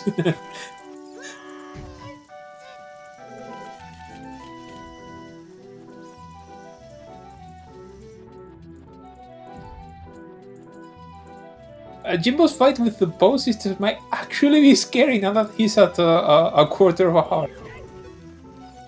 Nah, he's collecting a heart, so nah, he's fine already. Oh, good. This fight, if like the bow sisters did 3 hearts with every hit, then maybe it'd be more exciting or something. But or if nuts weren't so strong, but without nuts, the fights just drag longer. They're not harder, so I don't know, man. Yeah, the funniest thing that I remember in Forest. In future Zelda games, the bow sisters keep coming back for some reason. The funniest thing to me, Forest Temple in the randomizer, was there was a point where they went, okay, the final pose sister is terrible. We don't want to do the first 3 poses. There are like different strats and there are different ways to fight them. So it's kind of interesting from a racing perspective and everything, from a gameplay perspective. But the last one is absolutely not. And they were like, we want to change it so they only have 1 HP. But for some reason, all of their HP totals are tied together. So they changed the last one and all of them changed. Yeah, I remember that. So it's like, okay, well, we'll revert that one. I mean, I'm okay with all of them having just 1 HP. I think I would be fine with it as well. Generally, I'm a big fan, to be fair, of just more options in the randomizer as a whole, but... Anyways, Carp is in a really good position with this. Both Carp and Devin just found the Goron City to evolve hint, and will find or did find the Din's Fire, but only Carp is able to pick it up. So between the Death Mountain Crater hint for Storms to Goma, pushing you towards bottom of the well, and you get your Kikiri Sword and the second strength there, and now the Goron City to get you your hammer, that's pretty much go mode for Carp, and just Iron's Ore Gold Scale for all 3 of the others. Like, that is the only hurdle in this seed at this point. Yeah, but it's a big one. You have to go to Ice Cavern without Bruto's Letter, and with GTG fully available, and tons of progression in other places. I don't think it'll be... Yeah, you know it'll be Suns or Prelude as well, so it's like not opening many checks. There's... Yeah. Yeah, I agree. Of course, the very last check in Ice Cavern, which isn't exactly known for its density of item checks. It's just a fight zone check. +3 is Skulltulus. If you're looking at those. That is a point in chat. Bro does need to get to the hook shot as well. River, not the worst. I guess if you're going towards ice, you'll get the hook shot on the way, but the problem is then you might get the hook shot and be like, oh, this was Sphere 0, I could have had this, an hour ago. I better go and do Forest and, well, just Forest actually for Bro, wouldn't it be? And Carp is about to collect the Din's Fire, so we're probably going to see... Yeah, you're... Oh no, Carp doesn't have the hovers according to this record. Right. He'll know where they are though, right? I mean, he doesn't. They're in a very easy place to spot, so.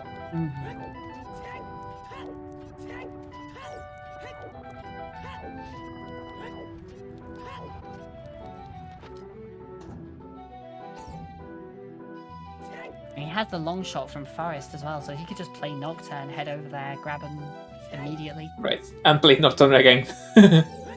Yeah.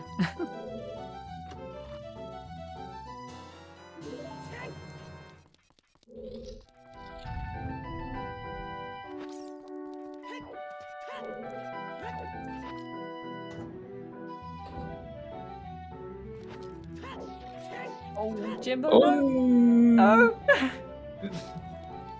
Now this is an exciting fight. Oh god. I hate the timing on it though. Yep. Use a bottle! It's so easy with a bottle. You literally spam the button and you can't lose. If you're at 1 HP, swallow your pride and use the bottle. Yeah, no, I don't blame Jimbo for losing there. I mean, it's a very difficult boss with very junky timing. The worst thing is just like, it would be fine if the reflected shots actually consistently went towards it, but it just doesn't. Half the time they'll just go flying off into a different corner of the room. You're like, okay, cool. Like, I guess My favorite is when you reflect it back to him and it goes with such speed that by the time he's done with this animation, the magic projectile is like 3 meters behind Ganondorf, the Phantom Ganon, and it goes from like, there back to you. You watch it hit him and you're like, oh cool, I got the hit, and then it just carries on going. You're like, and he's just slapping it back and it's just right behind him and then goes back to you. It's hilarious.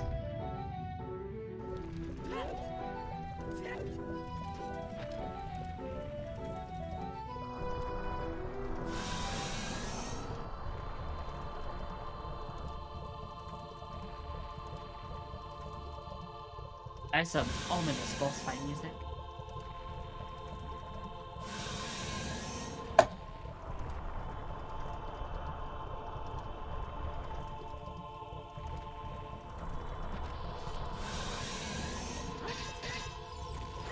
Oh.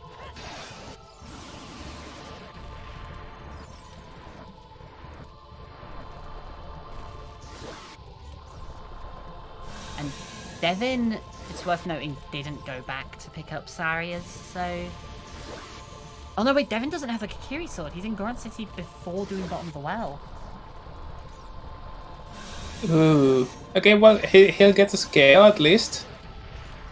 That's halfway through to the Inspire. But... yeah, he'll still have to come back here for the hammer. And apparently Volvagia is trying to discover his power to wield the Keyblade or something. It's like Journey to the Heart called, something like that. Very good track. Definitely makes for very ominous boss music, but it's a weird remix. I think some notes it was holding on to for way too long. I was confused what's happening. The software for making the songs in the sound font is a little temperamental with things like that. Actually editing that kind of stuff is a nightmare. I made a few of the tracks that are in the music pool and they were not easy. I think Mr. Mario is the one that had the remix for Elemental Stars from Golden Sun. Brilliant remix. Whoever made that, if it was Mr. Mario himself or someone else, I mean, give me an address, give me a PayPal account or something where I can donate. That was fantastic. From Golden Sun, did you say? Yes, Elemental Stars. Okay. I don't think Mario's played Golden Sun. I know he's made a lot of the music for the packs, but I don't think he's played Golden Sun, so probably wouldn't have been him who made it. I can check. I know where to check. Okay.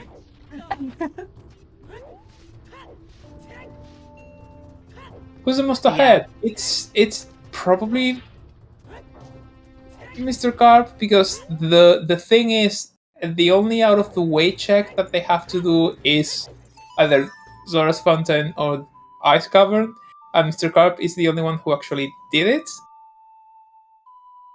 But in terms of progression, I'm not sure exactly who's furthest ahead. Yeah, it's hard to say on the progression. Like, I feel like Brot has done the most in the seed, but not all of it has been required. So Right, Bro has done the most, Carp has done the worst. And I don't know, I think doing the worst already is the most valuable, depending on how you play your cards. Although, Right. of course, the player who already did the weird play is the more likely to go out of the way again and lose the head start that he already has. I So, think you never with know. him, it would be difficult to go too far astray at this point, though. As long as you can follow the logic with it, which Carp generally... In fact, honestly, I think all of these runners are usually pretty good with the logic. Really need strats for this room. It didn't look fast, but you have the long shot. You use it. I like it. Stage and equip. Also, the Golden Sun one was done by SPT Kira, apparently.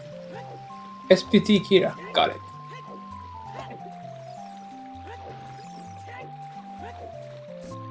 Who, I don't know if they race as much anymore, but they've definitely been around in the racing scene for a fair while now.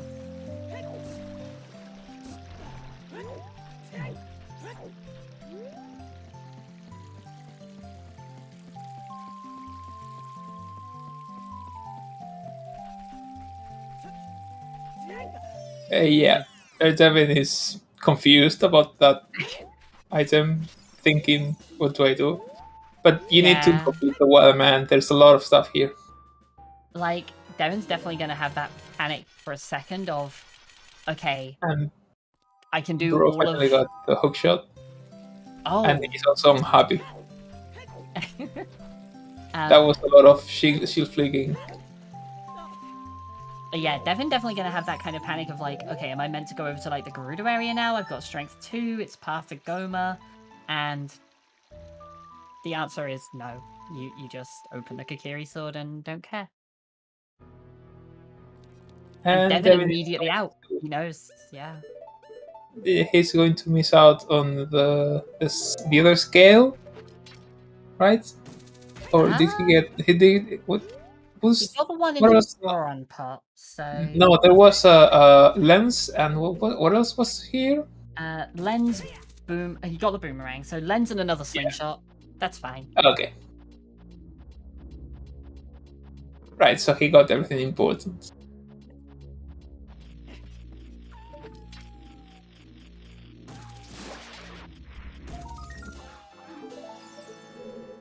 Definitely a very long go mode chain here.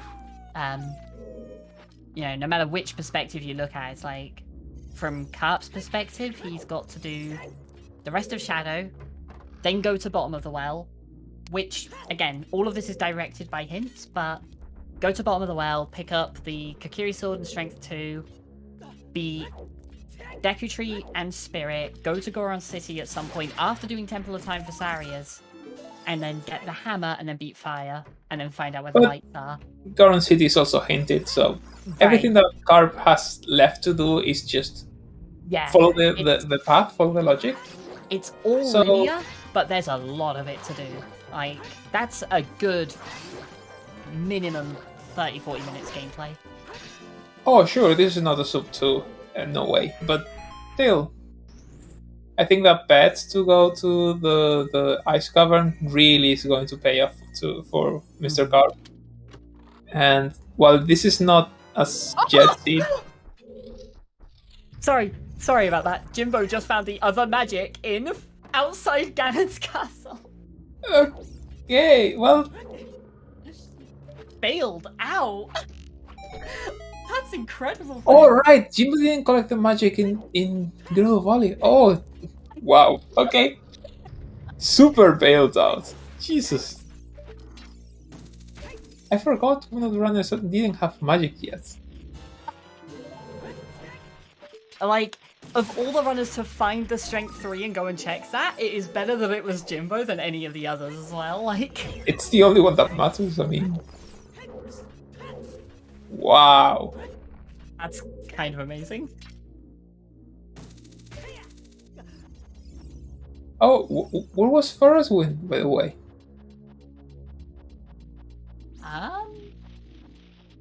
Forest. Oh, okay. Oh, fair enough. I missed it completely. That Makes Sorry, sense. Chad, I don't pay much attention when people are clearing Forest Temple. My bad. I hope you understand. So basically the seed is forest, bottom of the well, and then one trip to the end of ice, and that's pretty much it. I saw a strength, a wallet, and a long shot in forest. I didn't see a fourth item.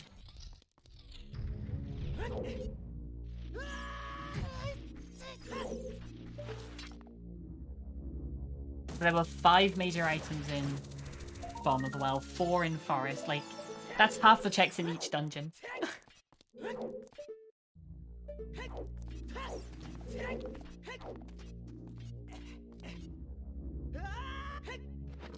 The well is trap. Forest is boring. This seed Nah. doesn't want Yeah. to continue the trends. I mean, forest is still boring, even if you give a lot of useful checks. Yeah, true. Yeah. Momentarily, hype is the best forest can get.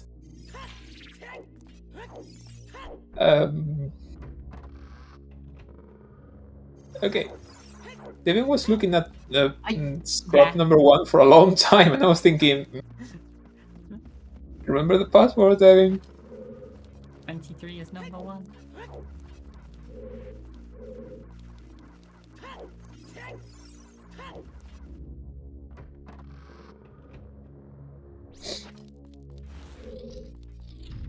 But Devin gonna beat this. We'll pick up Saria's, come back, find the hammer, and presumably we'll just take that straight into fire. Why are Deku Scraps loyal to Goma? I never thought about it. Good Why is question. Goma the queen of the Deku Scraps? Yeah, if this is meant to be a curse that Ganon placed on the Deku tree. Like, it's not a very good curse if the Deku Scrubs just give up when you reflect and none of them anyway. I'm assuming that the Deku Scraps already lived inside Deku Tree prior to Ganon releasing Goma inside Deku Tree, and Goma has her, like, children run amok the place, something like they're under duress or something. The Scrubs being threatened by the Deku Babas and the Yeah, the I guess whatever they're called. if they react badly to having a Deku Nut reflected at them, they'd probably react badly to having, like, the Goma lava dropped on them. Right. So maybe that's it. I never stopped to think about it, and that's. I had a moment for a second. So to answer that in chat, Feroz was in Forest Temple. 3 of the runners have it, 1 will get it fairly shortly. Dins is over in the Tektite Grotto with a gold scale and iron boots in and around Ice Cavern.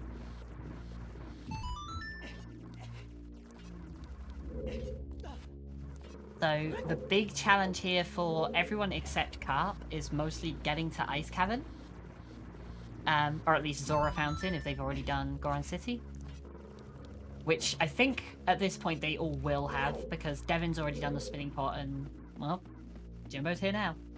So, yeah, the big challenge will be going over to Zora Fountain.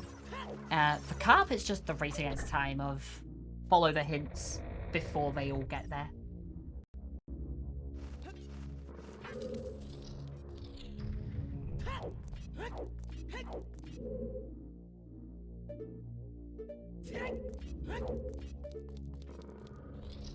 That isn't a peak I've seen before, but that makes a lot of sense, seeing what Broke did there. Just kind of standing at the edge of the corridor to see the boss key chest through the wall. Yeah, I've seen it several times. It's pretty standard this season.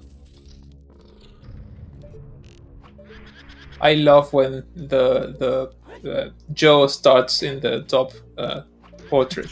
Ah. And you can just shoot it as you enter the room. Love it.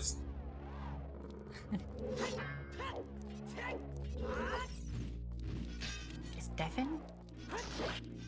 There's no way you climb Spirit here, right?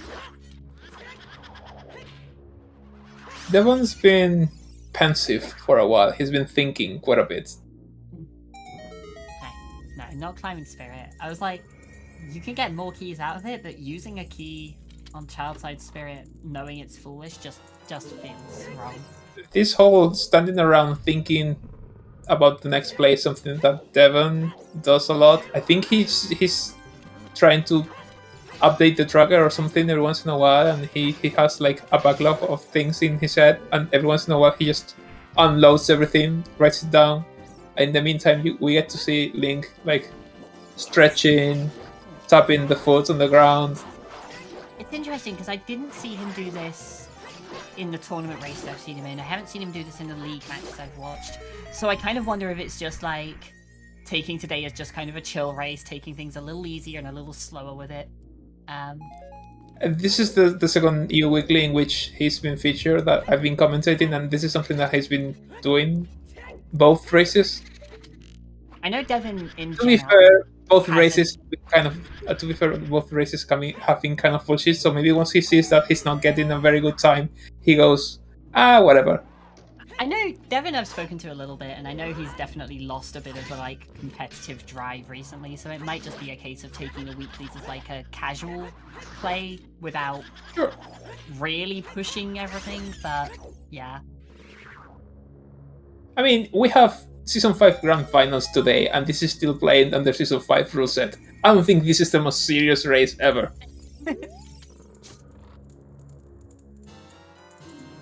You don't get to use this really to train for Season 6. It's not going to qualify you to anything. It's just for fun, so I don't blame anyone who's taking this race as a for fun kind of thing. But still, I think it's about taking notes or maybe taking breaks or whatever.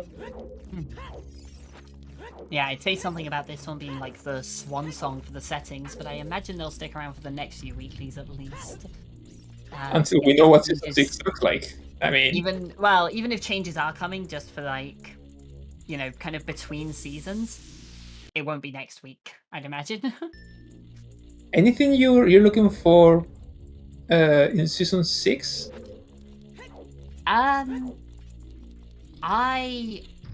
As far as changes to the logic, the settings for the randomizer. So like, I have a lot of like personal preferences that I know won't get in. I said earlier, I'm a big fan of like lots of decision making and not lots of like linearity in seeds. So I like Open Deku because it gives you more decisions to make in the mid game.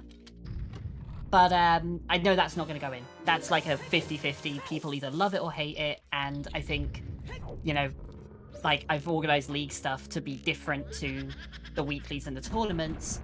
League is Open Deku. Weeklies and season tournaments are closed Deku, and I'm like, that's fine. That can stay as it is.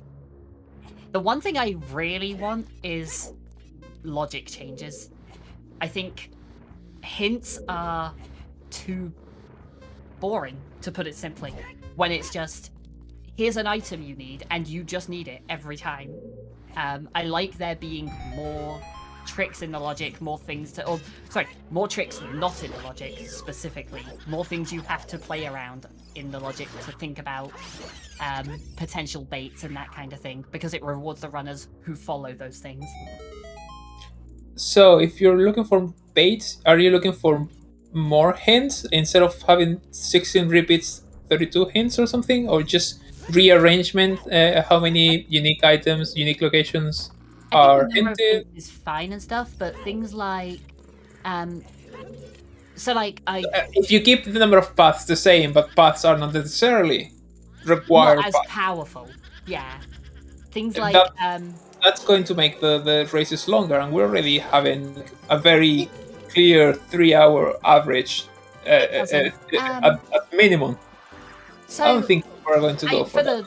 For the league settings, like that's like my wheelhouse at the moment. We came up with the settings as a format that initially it was me and like 3 other people who discussed the settings to try and hit that kind of goal. And the average in those is like 2.5 hours. That's not true in Season 5 settings. And no, not in S5. I don't think making it longer is what we need. I don't think making it too much shorter is good, so... I think that, to be fair, is also open and closed deku. League is open deku, and I think that is generally faster because you're more like well, for one, you need one for your item. But also, you know, you're more likely to get a lot of things early. Location to get a bunch of checks. You're more likely to get a lot of items early. You still will have some linear seeds, some last locations, but it's a question of like, it's more about picking the right decision as opposed to figuring out what you've got left. It's like you can go to any of these like 5 places. Which one do you think is best right now? And there will be reasons for and against each. Whereas in, I think, S4 especially, but S5 as well, it's a lot more like, okay, you've got a strength upgrade, a scale, and a bow. What can you do? And trying to figure out what... I'm interested in seeing exactly what it looks like, but it still sounds like making the seeds already that are already long this season, even longer, so... Like, yeah, I guess the big thing is, like, I'm a big fan of people trying to follow the logic, essentially, and trying to, like, navigate that kind of logic. And it's very rare that you'll get something in this where there's something kind of deceptive in the logic. It's like, oh, this was hinted for this thing. I'm trying to think of a good example, so... A really basic one in for example, something that comes to mind, just random, Ruto's letter being hinted not because Ruto's letter is required, but because you need a bottle and that's the only logically available button. That's something that comes to mind. I don't know why it came to mind, but it's something that happens sometimes. That'd be cool if it happened. I don't know if it's happened maybe a couple weeks back in a EU Weekly that I was commentating or something, whatever. I was going to say, there was definitely one I remember where... in League, we have the trick for the man on roof. Logically requires hookshot or hovers. Or just hookshot. Yeah. Ew. And it's just because people have to follow it. People have to follow it. It's not about whether it's easy or difficult, it's about the logic. I really disagree because I really hate Sarias being required for minuet and things like that. I think that's incredible. Logic. As a runner, that is like the best thing for me. I think that is the most interesting thing to see because it means that you have to think about what you're doing as opposed to just the hint told me to go to GTG, so I'm going to GTG. It means that you have to actually figure out, okay, but is it worth doing? Like, that to me is the reason to play a randomizer. I don't know, I'm a very big fan of, like, I like randomizer as a logic puzzle. Oh, same. That sums up everything I will say, I think. No, I agree 100% with the last part. For example, the first time that I got with school sanity settings, I got the central, not the central pillar, in the skull that is in the top part of the central pillar in Water Temple with just hookshot and Pharaoh's Wind, which was required because of Skull Sanity. The first time that I did that was amazing, right? So that kind of stuff is what makes me keep coming back to Random. The fact that I keep seeing weird stuff that I've never seen before every once in a while. That's fair. But I guess that's one of those things. I'm not sure that making every race be 3.5 hours, 4 hours long is a good idea in terms of like a viewing experience, right? Generally speaking, for the runners, maybe it's better to have more. Maybe for the runners, it's better to have more stuff like the Sarias song, Forest Temple logic. But I'm not sure that unless we change stuff elsewhere to accommodate for that, I'm not sure that's the way to go for Season 6 settings. But anyway. No, and like I say, to be fair, I have other things in the tournament settings that I like or dislike. I know that I'm going to get a load of boomer comments if I say it, but like the things that I like are like, I don't like random spawns because I think it takes away decisions in the seed. I think more often than not you get what you had today where it's like, they spawned in Gerudo Valley. I guess they'll all jump down into the river because there's no other option. And things like that. Like, I don't like random spawns. I'm not a big fan of closed deku. I'm not a big fan of... I will say, honestly, like, one thing that we didn't do in the League settings that is in S5 that I think is still really, really good, and I think would have been in League if we weren't trying to specifically make it different, is chest size matches contents. I think that is like the single best racing change that has come in the last, I'll say year, because I think starting with ZL check done was the best since I started playing, but CSMC is a close second. Devin right there got the 20th skull tool. I don't think we've seen 20 skulls from anyone else. Other than that, we've been backtracking, retracing steps, collecting stuff that other people have been collecting. Bro is heading to GTG apparently, so that's a new place. It makes sense as a play. I understand Broke going here because I think it's probably the best play at this point. Like, again, if we're talking, 100%. Check density, as in like checks per minute and that kind of thing, I think this is the wrong 100%. play. It's a wrong play, but it's a logical play. Yeah, it's like I think it is a logically correct play to make, but it's not going to work. It's like, which happens again, nature of a randomizer, but we know there's not going to be a whole lot here. As far as what I want out of Season 6, I think many of the random location checks are very, very, very weak. Particularly in Season 5, they're kind of worthless. It's like you didn't get a hint, really. I particularly hate the central chest in GTG hint. Like, why is that still a thing? You just enter GTG and you get it. Yeah. You know if it's a big item or if it isn't. I don't need a hint that tells me it's a 5 nuts. Like, I know.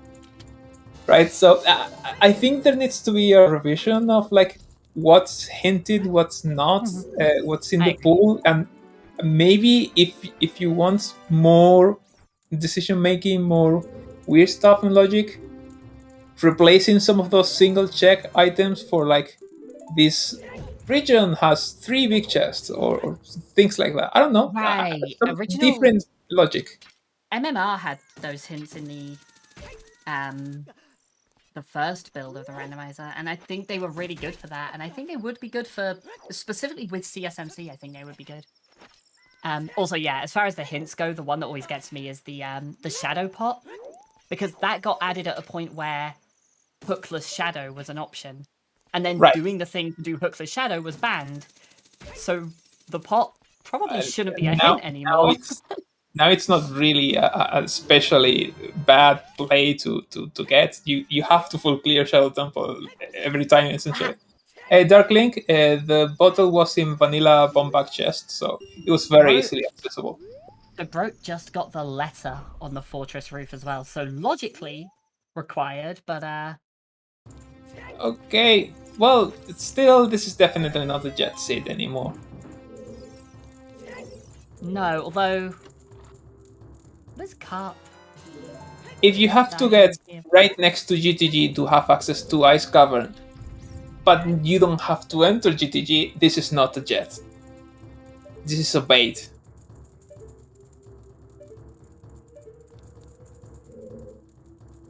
This is like potential jet. There is somebody, and it wouldn't surprise me if somebody finishes within the next, 10, 20 minutes.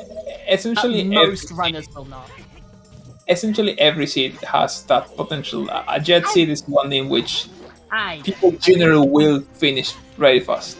There are a lot of seeds, especially in, again, S4, S5 kind of style settings, where you'll end up in like a bottleneck chain of just, okay, I got one item that opens up a handful of checks, and I go to those checks, and I get one item that opens up a handful of checks. You just kind of follow that chain to the finish.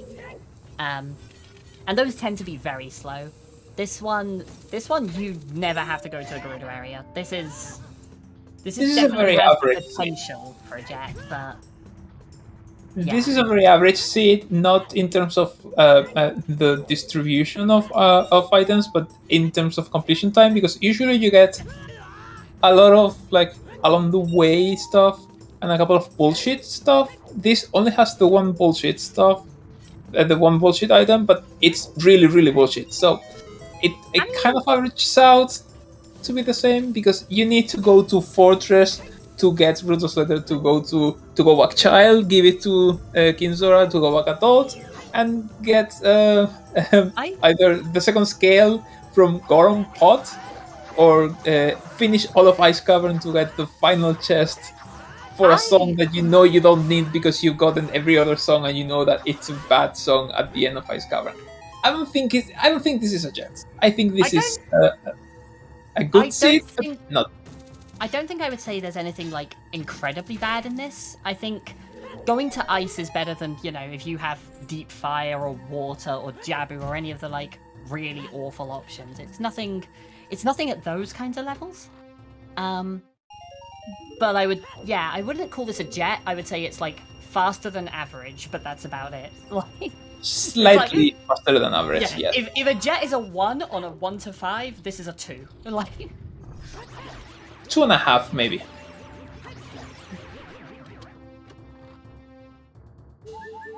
I'm curious to what Carp is doing here, though. Carp doing a lot of checks here and not really following that DMC path to Goma.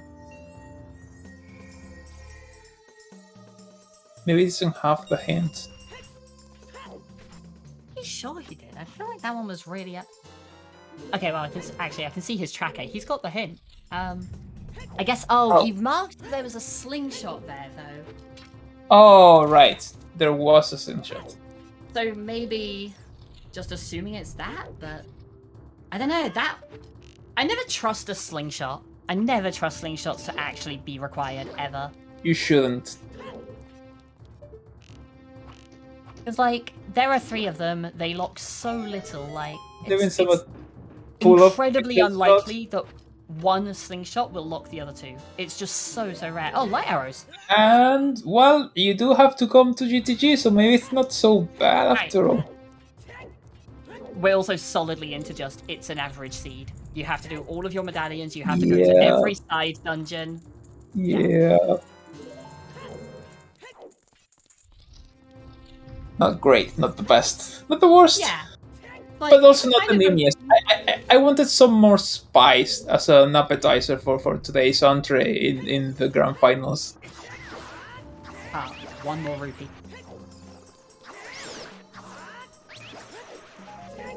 I think these here drop rupees. Yeah, no, I think this would have been like a pretty bad seed on the whole if the hints hadn't been quite so powerful, but the hints just led you to so much. If you full clear the areas, definitely. Like, yeah, doing Goron City without a hint for it here would have been pretty challenging, I think. Getting the Dins out of the Tektite Grotto would have been bad without the hint for it. I think those 2 hints in particular are both pretty important information in the seed, and without those, I think it becomes pretty bad. But as it is, not the worst. Not the worst I've seen. It's just okay seed. I wouldn't say it's average because it's kind of weird, but it's just okay.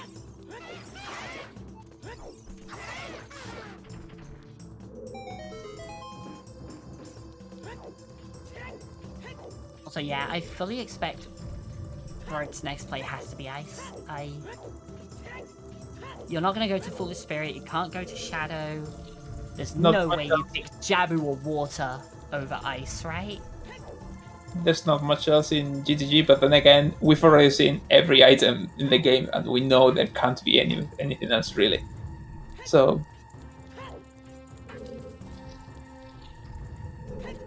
this will be like a bow or something.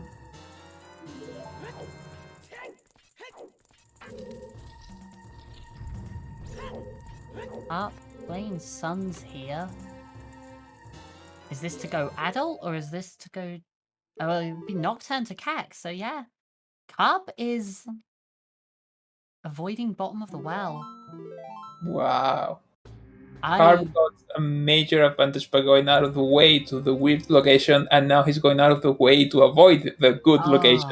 Once again, like I said, if you like the weird gumbos, you're likely to pull them off again and again and lose your huge advantage. Devin doing a very rarely seen strat there. I love it. He ground jumped up onto one of the fire pillars in the maze. You can ground jump up onto them, land on like a 3-pixel tile at the top. You then have to like shield scoot forward a pixel so that you can roll on the other one to jump over to the gap. It's generally best, like the best utility for that is if you don't have hovers, you can still hit the hammer switch there without being able to get through to everything else. But yeah, that's a play you don't see very often, and I love it. And it took me like 13 tries to do the jump from the armor statue to the scarecrow Skulltula as a child in my playthrough this week.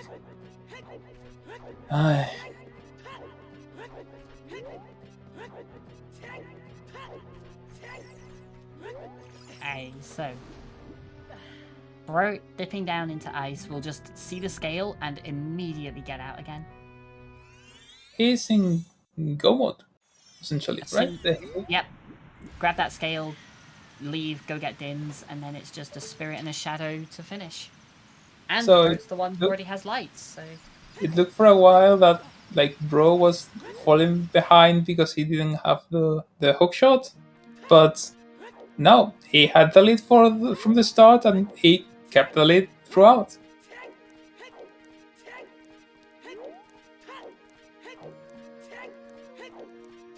I don't think anyone else is really competing with Bro right now unless Carve decides to actually go to well very quickly. Yeah, the big thing on Carp's side is that he is doing spirit. This is stuff that Broke will have to do anyway. It's still required. But just those extra age changes and everything, I would be surprised if anyone here is competing with Broke at this point.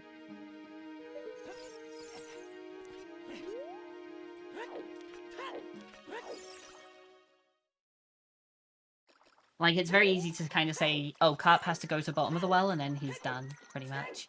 But he just needs the hammer.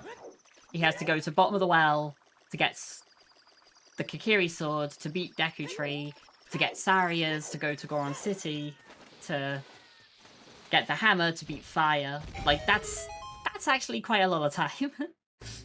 It is. Only one check that's kind of difficult at this point, thanks to the Goron City path, but... yeah. One check that opens up 6 or 7 things in a row. And Bro gets the scale and immediately warps to a convenient location to grab the Dean's Fire and start beating dungeons.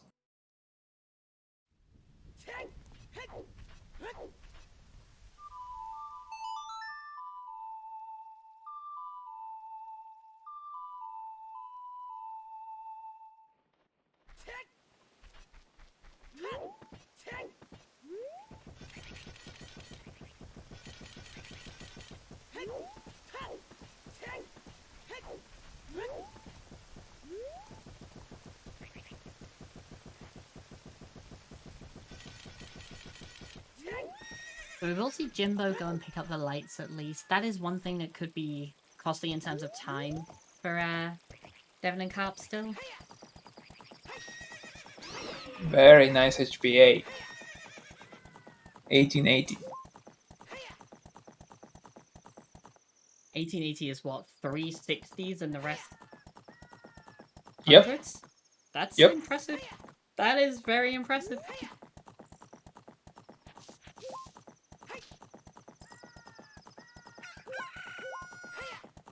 And with the chat strat of just hitting the central target. No pods, no anything. I'm a very big fan for people who do pot strats. I'm at least a very big fan of doing them on the way back. Because if you get enough with the targets on the way there, it's way faster to just use the target. But if you need the pots, then you get them on the way back. Because you won't know if you've missed the target that many times until you're on the way back anyway. Right.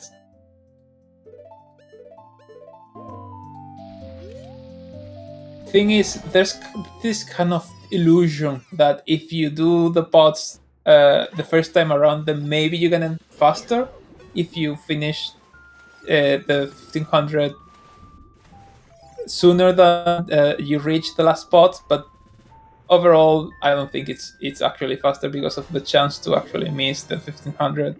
If you're still learning, if you're not good at the 3A, if you're playing on emulator and your controller is too sensitive or whatever, I think using pod strats is fine, but do it on the way back. I agree.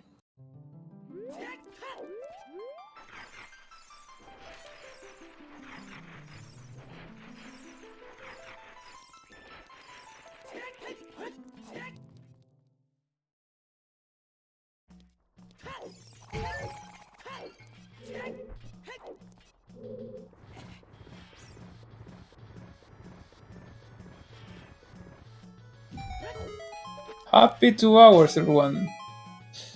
We're getting to the point where people are going to be finishing the seed relatively soon, within the next 20 minutes, maybe. Yeah, definitely a very happy 2 hours for Bro, at least. But, definitely not an unreasonable one for most people. Like, this is the kind of race I feel like a lot of runners will really like, and a lot of runners will kind of hate. Right, it's kind of a jet, except you need to go to GTG or Ice to get a last item, and it's not GTG or Ice, it's GTG and Ice. So it's a bit... but it's a very reasonable seed otherwise.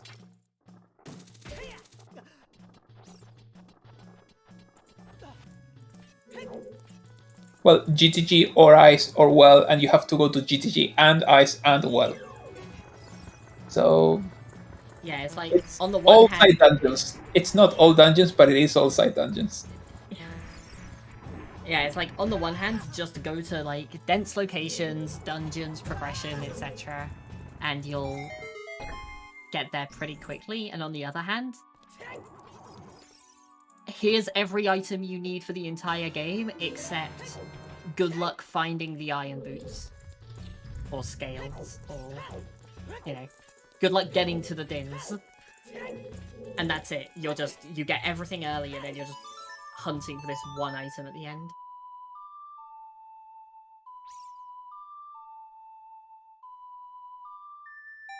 Sadly, it's a hard required item, so you're going to be hunting for quite a bit.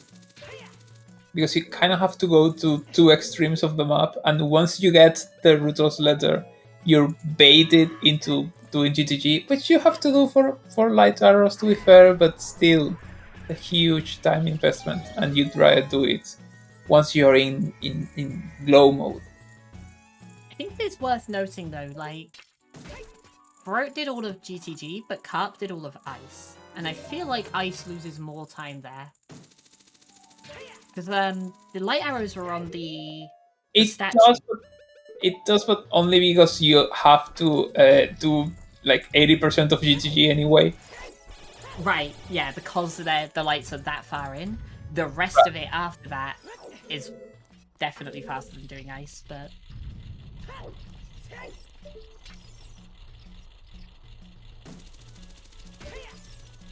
I don't see a world where somebody manages to skip both.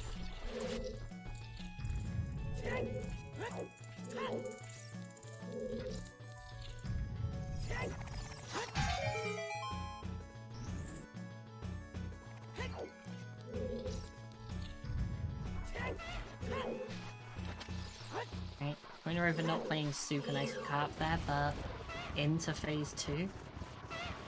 I'm about to collect the light arrows. Very happy about it. Always nice to know that you've sunk a bunch of time into a play and it kind of paid off.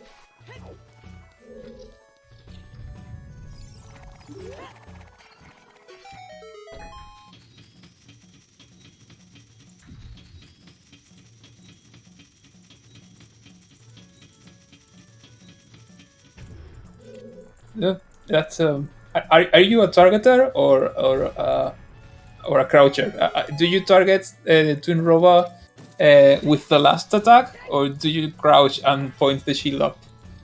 Oh, always crouch. Always. Yes. Carp was targeting Robo, which guarantees the hit as well, but it feels weird and wrong to me for some reason. Yeah, no, I'm really bad at stuff that involves like precise timing. I've never, in 3 years of playing, I have never one-cycled Bongo with Master Sword, I should say. Outside of quick spinning, I've done it with quick spins. But so with Twin Rover, I'm always just land on the platform as she's falling and just spam crouch stabs up as quickly as I can.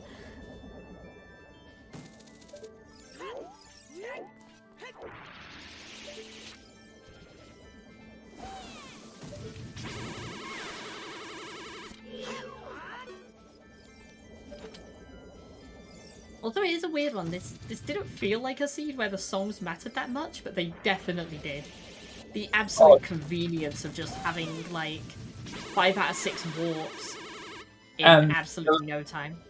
And the fact that Ice Cavern was seen as completely worthless because nothing of real utility was in it.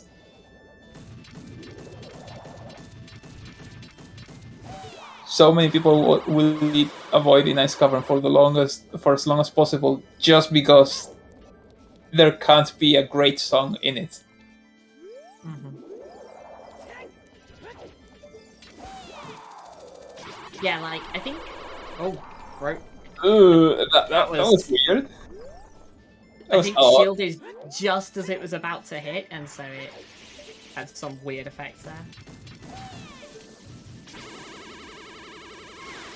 Wait, can you point your shield down and make the attack still hit the floor? Because I think that's what happened. Maybe the shield was pointed down because he was drawing the shield as the attack hit him, and that's why the attack was reflected into the floor. But I didn't know that you could reflect the attack into the floor and have the attack still make sense. I figured that the attack would go through the floor like it does through the walls or whatever else you hit. Yeah, it was definitely like because of the very late draw, but I know that the mirror shield works pretty bizarrely in a lot of places here. One of my... You always learn new things when you watch these races somehow. One of my favourite things, I think it was back in the first Multi-World tournament, I was talking to Riley about stuff, and he got a clip of him being sent an item while fighting Twin Rover as he's about to get hit by the beam. And so Link, like, turns around to hold the item, and he, like... Multi-War. Gets hit in the back, and it hits the mirror shield and counts as charging. Right. Please, chat, tell me someone has the Spike Vegeta clip. You know the one I'm talking about. The multi-world clip. Come on. Which one? There are two I can think of. Clip from Spike Vegeta. Come on. You guys know which clip I'm talking about. Okay, so the two I was thinking of weren't that one. I was thinking of the Shadow one, when he got sent an item in the Spike room without having the... in the fan room without having the iron boots. Oh, wow, okay. And one where he got sent an item against Ganondorf as he fell off the platform and got crushed by one of the ceiling tiles, voided out, and had to restart the fight. Multi-world is fun.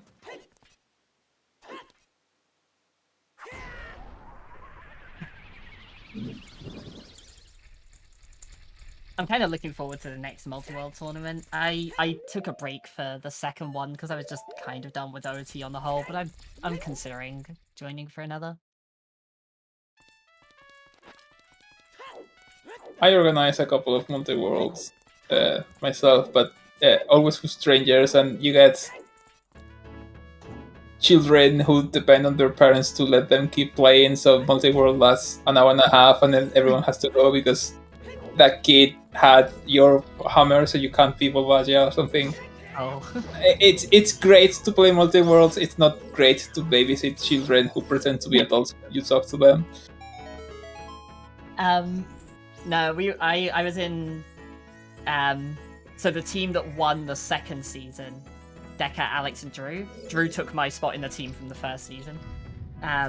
It was me, Alex, and Deca, and we came third in season 1, and I was just like, I just was not in the mood to play. But now, like, kind of want to play again, but of course they're defending their title. So I'm like, okay, well, all right, I'll just drag some poor unsuspecting victims into a multi-role tournament, I guess.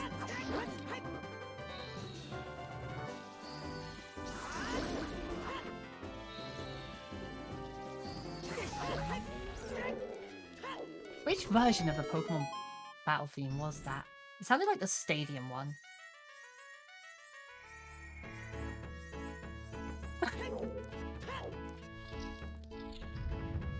I didn't pay attention to the music. But Chat's really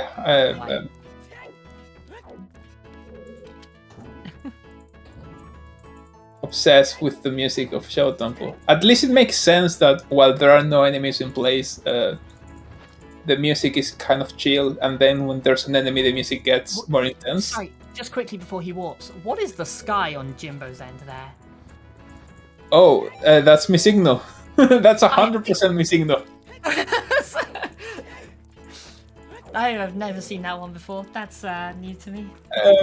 What happened? Is that like a custom cosmetic? Can you check the skybox? Can you randomize the skybox to be mi signo? Or was that a glitch like the fog in field? Yeah, I think something glitched out there. I don't know what exactly, but...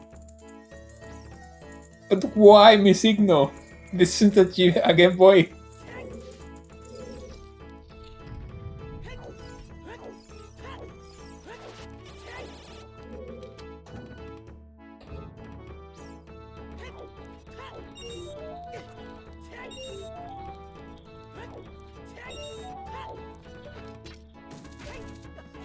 I'll never forget another seed I commentated in which the runner had randomized music, and the combat music was the Pokemon Route 1 music. Oh, I made that one. Right. But every single other track in the game was really epic and hype and intense. So you were, I don't know, fighting a great evil by walking down Kakariko, and then you find the Dekubaba. Every single time was funny. It was funny the entire time. I don't care how long the race took, I was laughing the whole time. I think the funniest one I've ever seen has to be, it was RSL Season 1, Mr. Mario versus Gavaroni, and Mario walks into Water Temple, and it walks in, sees immediately that it's Master Quest Water, which is a disaster, and the music just suddenly kicks in, and it's a Smash Mouth All-Star. And so you're just walking around Master Quest Water, this absolutely terrible dungeon, just the entire way around. It was a roller coaster to watch. I used to like the Master Quest dungeons. I love some and hate others, and water is definitely in the hate category. It's not quite Master Quest bottom of the well, but it's down there. Just join the stream. How bad has this sim been so far? Well, the seed was very kind to us because there were a lot of directly hinted items that gave us direct access to the dungeon that you're supposed to use them for. So, for example, we got a hinted Megaton Hammer for Fire Temple, a hinted Kokiri Sword for the Local Tree, things like that. But also, in the areas in which those items were hinted, we also got other items that we needed to beat the seed. Strength upgrade, scale, whatever. So it looked like we were getting a very jetty seed. However, there's a catch. And the catch is that a hinted item in the Hyrule field is Din's Fire, which is in the Tectite Grotto, which means that you require 2 scales or iron boots. Both of them where the scale was in Zora's Fountain and the iron boots was in Ice Cavern, neither of which was hinted for anything, and both of which are locked by Ruto's Letter, which is in Gerudo Fortress, which is also not hinted for anything, not path to anything. So you have to go out of your way, change ages, give the letter, change ages, go to the very out of the way ice cavern to collect an item so that you can collect the Tectite Grotto item to finally finish the seed. So all but one items were very kind, very along the way, very good to get, except for the one that was very, very, very kind of terrible, particularly because we don't have Prelude, so it's not easy to change ages or go back and forth between the markets and other places, going back to the Tectite Grotto and things like that. So Yeah, definitely overall, helps that they didn't need better- to turn a in the better- letter, but yeah. yeah, you didn't really need to turn in the letter, but in terms of the logic, but yeah, Yeah. overall, a faster than average seed, a very nice, easy, straightforward start, fairly dense locations. It was looking very jetty, but then it took a left turn, and it's not been fun. And even if you did get even if you did skip Brutus letter, you still have to go to the Gerudo area because light arrows are in GTG, very deep into GTG, the eye statue. So And I think we're seeing Devin here head over towards ice, so we'll have a third runner in go mode pretty soon. nice. And then it's just a question of when Carp goes to bottom of the well.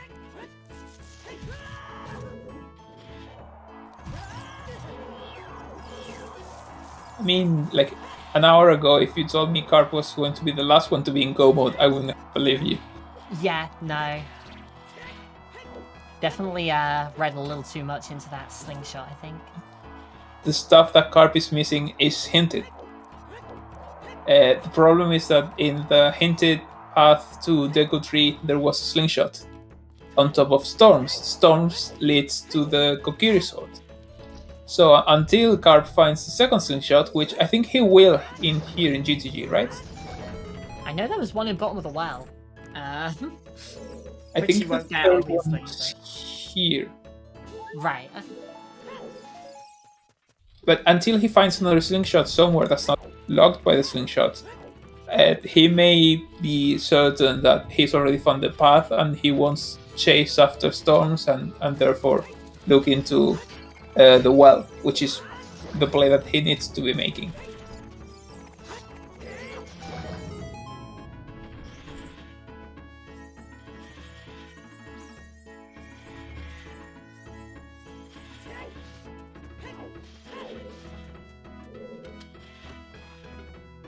I never call Epona in this area. I always go to the target, to the HBA area before I call Epona because I know this happens.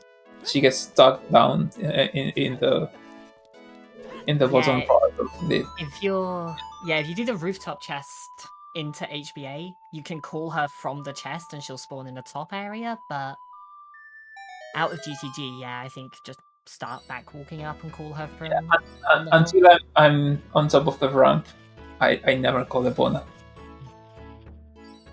Well, there's the first place finish, who we'll see a bit more of later today. Cariosa. I mean, Hookshot was in La Rivière. We know that Cariosa loves his river, so. And the out of the way items were following the river, so this is a seed made for Cariosa to shine.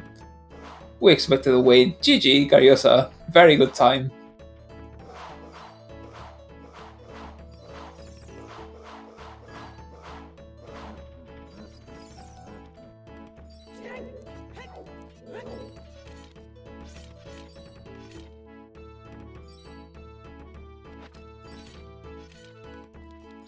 I do expect more people to be finishing relatively soon because it wasn't really like isolated out of the way checks that you have to do. It's more like the side dungeons, which are fairly dense, fairly reasonable locations to go visit.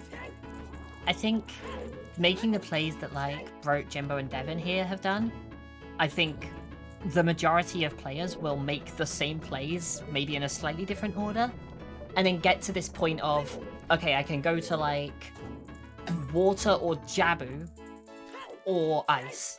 And out of those, ice is just the best option. Right, and the order doesn't ultimately matter because you have to do all of them. So yeah, like as long as you get to ice without ever going into water or Jabu and get there in a pretty efficient order. Well, for that you have to do Goron Pot, so not everyone will have done that. I think most of them will because of the hints. You'll get that right, and because Saria was a bit out of the way without Prelude. But also the other thing, I guess, is even if you do pick Jabu, well, the one check you can do in Zora Fountain is the scale. So even if you pick Jabu first, you'll have a reasonable chance of getting your gold scale. Very nice, waiting out to skip the cutscene. And they can't pick water because it's locked by irons or gold scale. Yeah, actually, no, there's no other option. There's definitely going to be a lot of finishes coming in soon because they have 0 alternatives. Jabu gets you a gold scale from the fairy fountain. Ice gets you the gold scale from the fairy fountain, and water is locked.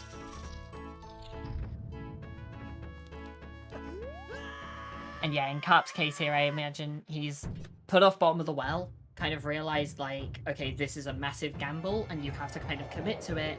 And now he's at the point of, okay, there's nothing left to commit to. You just kind of have to do it.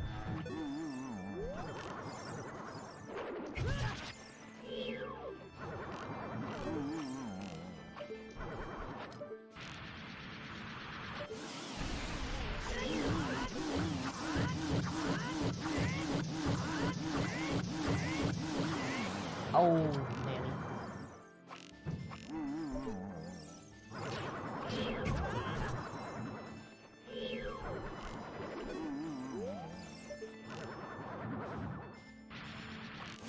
As somebody who is absolutely horrendous at timing things, I love seeing people quick spinning bongo.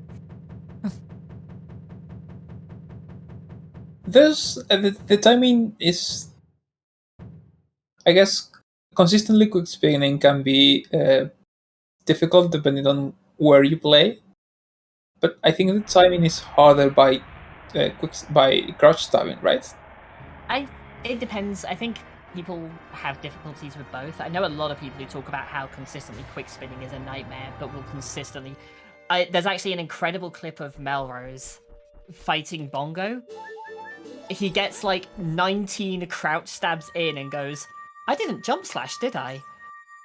And just carries on crouch stabbing, gets 36 hits, and kills Bongo with crouch stabs with perfect timing.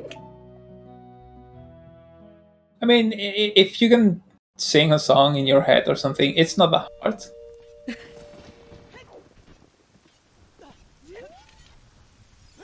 I know I've definitely memed that up with a bunch of people. There's a lot of songs that go into that. But it's true. Yeah.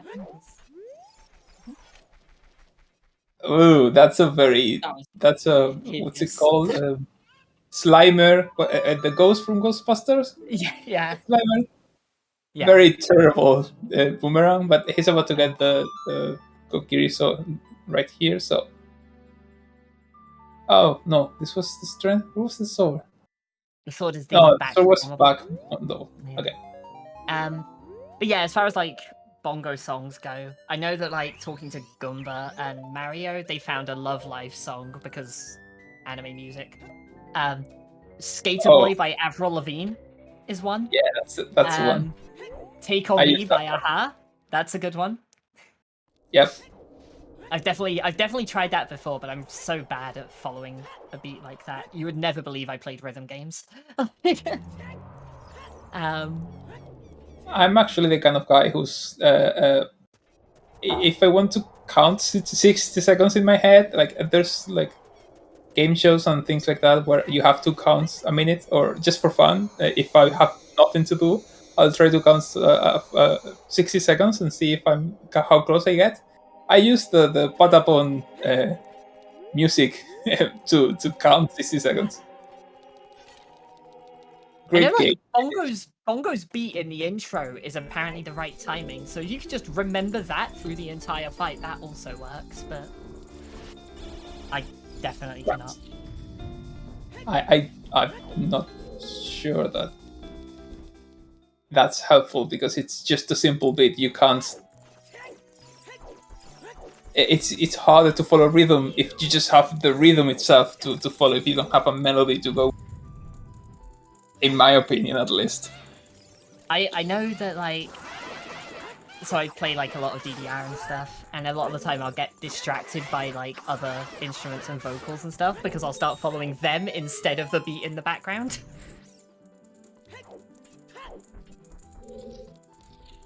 It's just kind of whatever works for each person, I think. But unfortunately for me, I think the best thing for me is just to not crouch stab because I'm really bad with timing and just quick spin a lot instead. But if you don't, how are you ever going to learn? I won't. I'll just take about twice as long on the fight. Is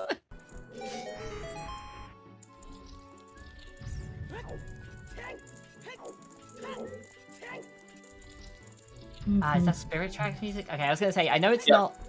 I didn't recognize it, so it's one that I've not played. So I know it's not Wind Waker. But, no, it's Spirit Tracks. Yeah. It's a train song.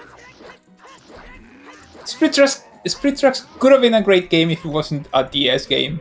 I hate that console. It's terrible. The touch controls are horrid.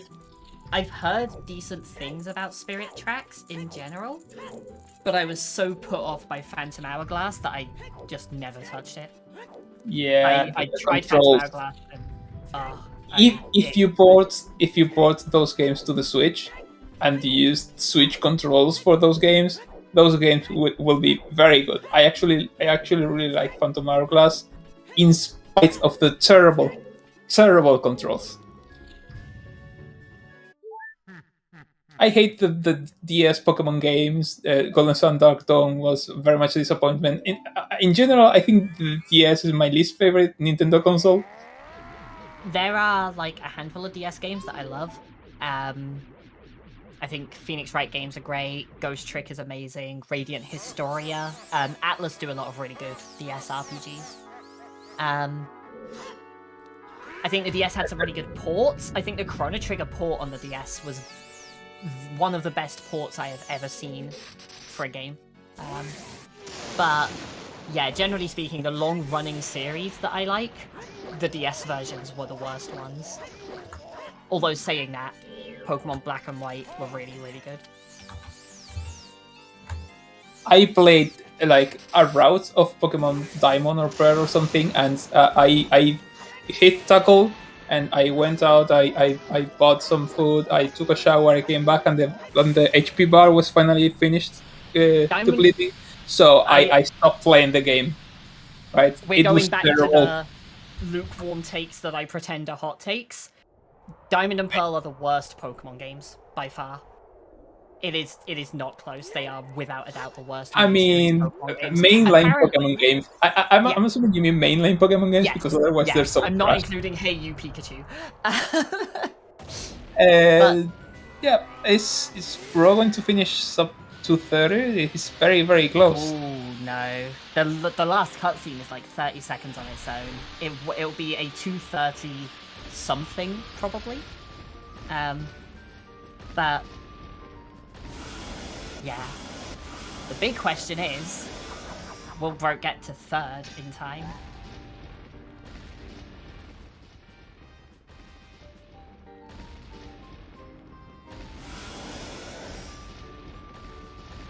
The only Pokemon people I've played is Ruby and Sapphire, so I don't know if the DS games are good or not.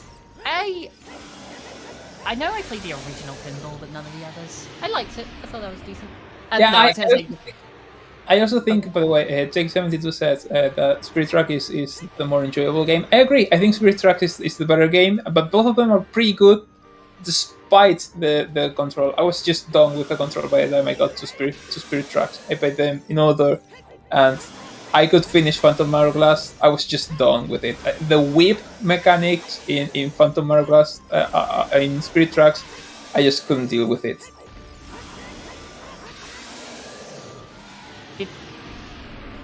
Oh, perhaps grabbing Sari is going back. Okay. And No, on the Pokemon note, I was just going to say, I think most people say Platinum was good, but Diamond and Pearl are definitely far, far weaker. Yeah, Black and White good. Heart Gold, Soul Silver, incredible, but not Diamond and Pearl. Suna finished sub 230 not too long ago, and Protein Rose is apparently going to be third. There we go. Yes. GG to both of them.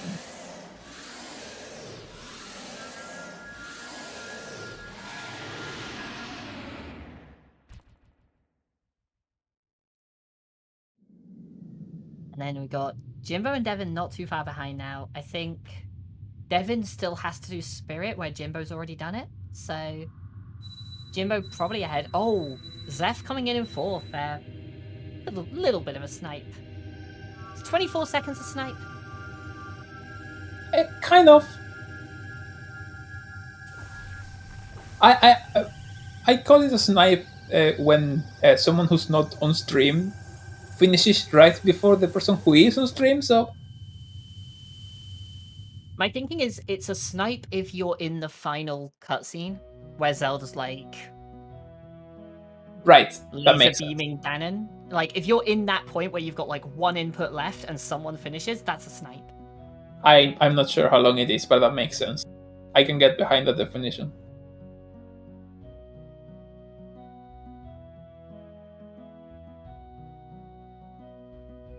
This cutscene is just funny. The spinning Ganondorf. Like he's supposed to be destroyed or something, but he's just the same model with no scars or anything, and he's spinning around like.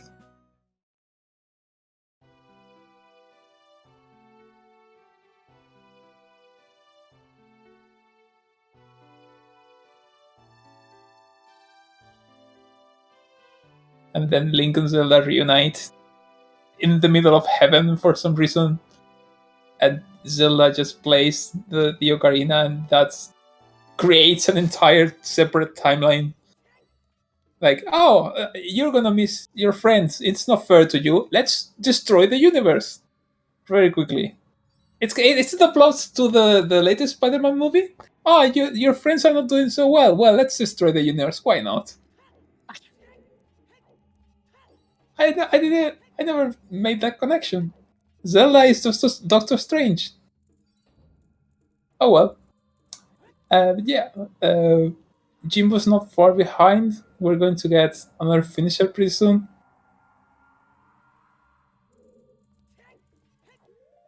Zard, it's called practice. Practice, practice, practice. Keep practicing and you'll get better at this or anything that you're trying to get better at. Yeah, that the only advice I can give people trying to get in and trying to like make their times faster are talk to people, learn the strats that people use, but also learn why they use them. Knowing the mechanics in a game like this is phenomenal. I remember once, actually, I won't say who this is because it feels like a call out, but I remember watching a race once where somebody did like the perfect strats to fight Twin Rover, did everything right, and then they missed a hit. And then like they did the perfect strat to fight Twin Rover, like crouch stab the whole way through, got the like quick kill, perfect. And then the next enemy they fought was like Stalfos in Forest, and they didn't jump slash. Right. And it was that they'd clearly seen people fighting Twin Rover and were just copying the strats used, but didn't realize the power crouch stab was a thing. Right. So learning why people do the things they do is as good as just knowing what they do. And also just watch a lot, play a lot, and figure out what is good and bad and practice those things. Jimbo's totally go mode in Shadow. It's not something that you see very often. Yeah, I guess to skip quite a lot here. By the way, GG's to Aikola, finishing 5th. It's now a cluster of runners that are going to be finishing. It's about the time you expect this seed to take. For sure, yeah. It's not all dungeons, but essentially it is because it's all side dungeons. So 230 with nothing too far out of the way other than being AD asterisk. 230, it's about the right time that you can expect. Yeah. And I think at this point as well, we'll start to see people kind of come in a vague execution order. You know, the runners who manage to make those kind of big plays earlier, get to ice earlier and skip out on most of GTG, or get to kind of a lot of the more out the way options quicker, will have already finished. And now we'll have the players who are all doing the same thing these three are doing of, well, I've only got one option left, my go mode has to be there, and kind of get through those in order of almost execution, basically.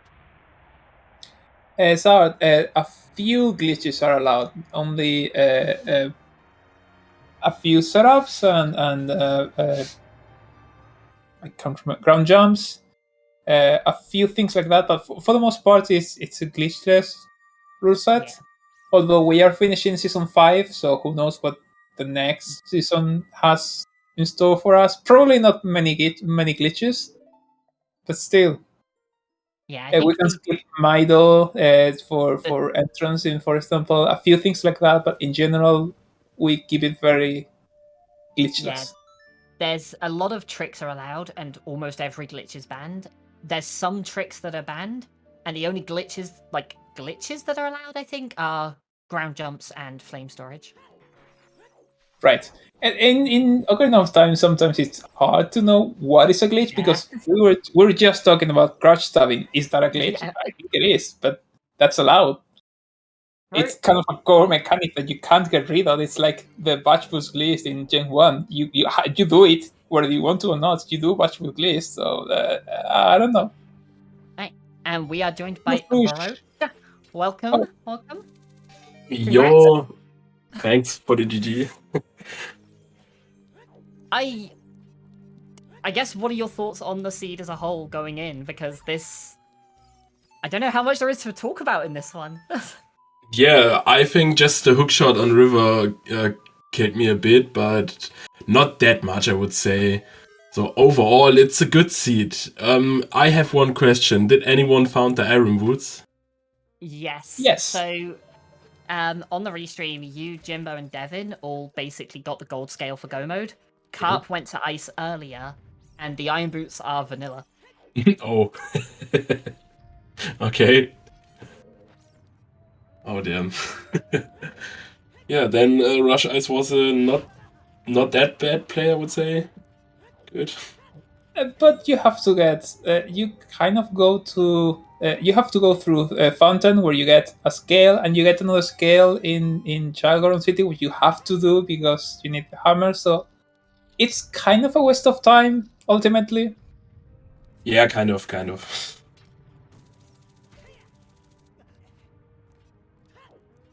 But yeah, you got a very out of the racers that we were featuring here. You got a very early head start, although you were the last person to get the hookshot by like 30 minutes.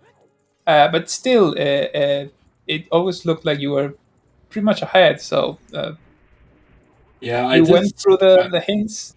Every hint was kind of giving you a lot of items. It's a very straightforward seed, other than that access to the Inspire. Yeah, at some point I only needed like 2 or 3 items and still had 2 or 3 pathins left. So that was my decision to just rush the hints. So maybe it could help. And yeah, that's why I go into Adult River after I don't know what I'm doing before that. But yeah, Zora's River path to Phantom Ganon. A good hint right before I get the hookshot. Right. You did get a bit of an advantage on the hints early. You were the only one who did the back of lake hints. And it looked for a long time like those other hints just weren't going to show up. And then, of course, we see people beat Forest, go and immediately read Hyrule Field Path to Bongo. So they're like, okay, I'll go do Hyrule Field. And the first grotto you walk into was the Goron City hint as well. So those ended up not really paying out quite as much, but for a long time, like, it looked like you had a big edge on the hints thanks to the back of lake ones. Yeah, that's also a point. As I did Deku, I didn't do any check in Lost Woods because of that path hint, that Goron City to Volvagia. I just want to have Zarya song to check all the checks there. And yeah, paid out a bit, I would say. Your hint routing definitely surprised me at one point. I can't remember the last time I saw somebody outside of an RSL race go into the Hyrule Castle Storms Grotto. Yeah, I just needed at this point 2 path hints. Yeah, and I was thinking about, okay, where did I skip the hints? So 2 in castle, I guess 3 in river, and I was like, okay, check the castle hints and go at it then. Yeah, it makes sense. Yeah. GG to Fabio, finished 7th. So yeah, not much to say, I would say. Thanks for the restream. Thanks to everyone. Who's winning? Who's winning tonight? Come on, that's the question that everyone's. I bet on Sponge. I go all in on Sponge. I hope he can do it. I'm sure he can do it. I'm sure. Okay. What is your bet? I'm thinking that. I mean, tonight has to be Sponge, right? We want a reset. We want Go for game 3, if nothing else. we want another game. But I'm going with Cariosa. I'm biased. I'm friends with Sponge. I'm always going Sponge. I think Cariosa is Sponge's bane. I think he's his kryptonite. Yeah, let's hope for a good match then. Yeah. So, I'm out. Thanks for the restream. See you all. Yep, congrats For again. coming. Ciao. Bye. Alrighty, so Jimbo making the climb up at this point. We are pretty close to the runners being done here. Carp on Volve and Devin on Twin Rover, so it's actually pretty close between those two here, both on their final boss at this stage.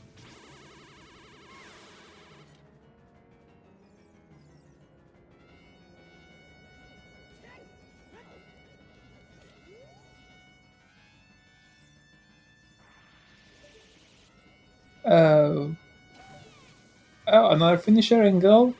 243. Very good. We're getting a lot of finishes. Like we said, we expect a big cluster of players to finish around this time, between 2.5 and 3 hours. Feels right for this set.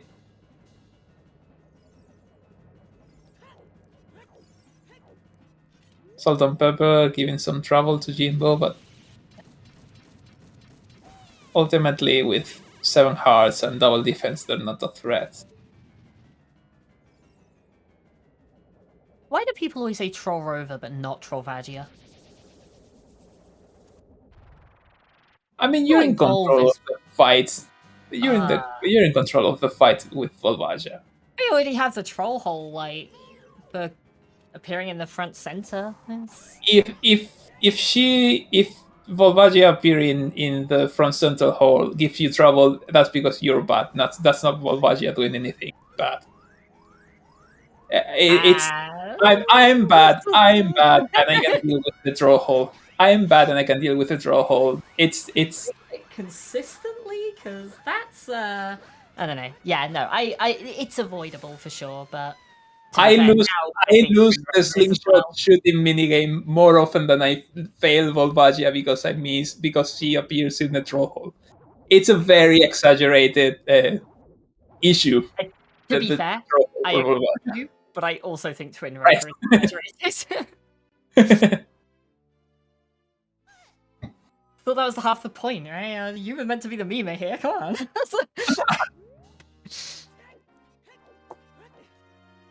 Alright, so both final bosses down. Carp a little ahead on the climb to Ganon's of Devon here, but definitely close enough on those two that they could pretty easily change places in the tower climb. 7, 8, 9.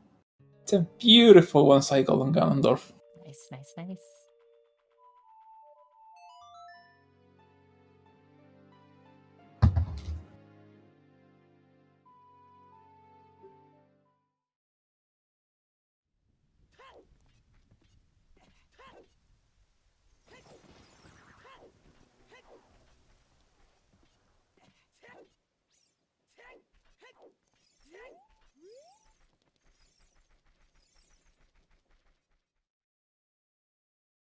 Yeah, and everyone has all of their medallions. Everyone has access to Ganon's castle. Everyone's gonna finish in the next 15 minutes, maybe 10 minutes, even. Yeah, like absolute worst case scenario from playing Prelude to beating a game is like 8 minutes at the most. So yeah, definitely should be sub 3 here for everyone. Very nice. It's a light, like I said, like an appetizer for tonight's main course. A chill, relax, very straightforward logic.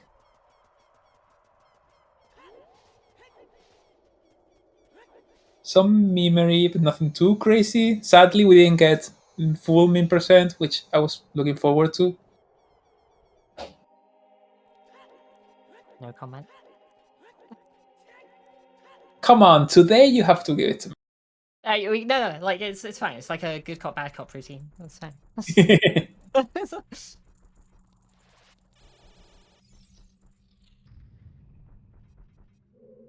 It was a very good meme tree, but not good enough.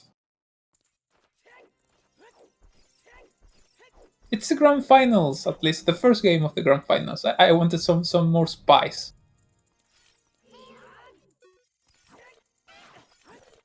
More so Leon coming in 9th, Sora finishing in 10th, so Jimbo just missing out on top 10 here, but 14 seconds later. That's definitely a snipe. Yes. GG's to Jimbo. Second on restream, 11th in the race.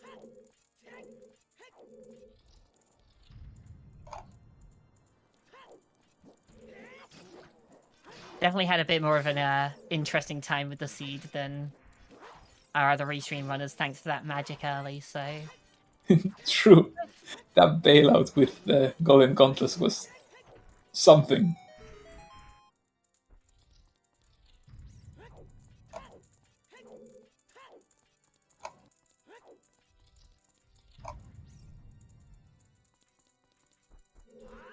And yeah, Carp, a good few rooms ahead of Devon here, so should be set to finish ahead of him.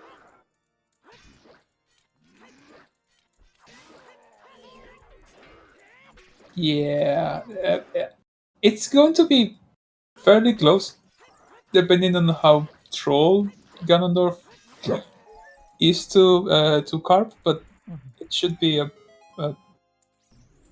maybe a minute advantage.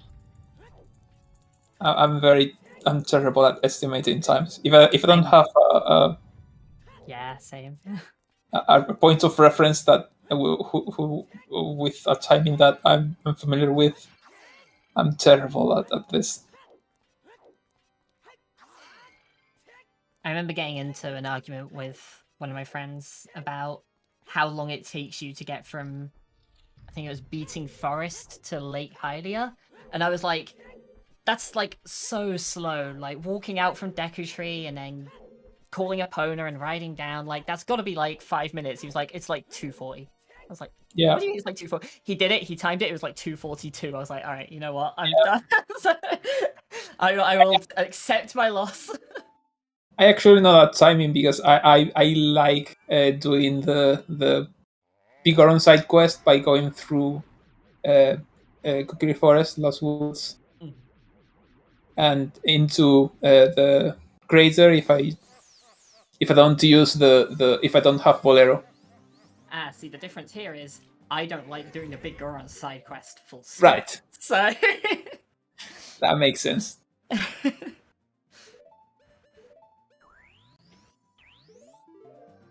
Like we said, I'm the mimer, you're the straight one. And we are joined by Jimbo. Congratulations. GG.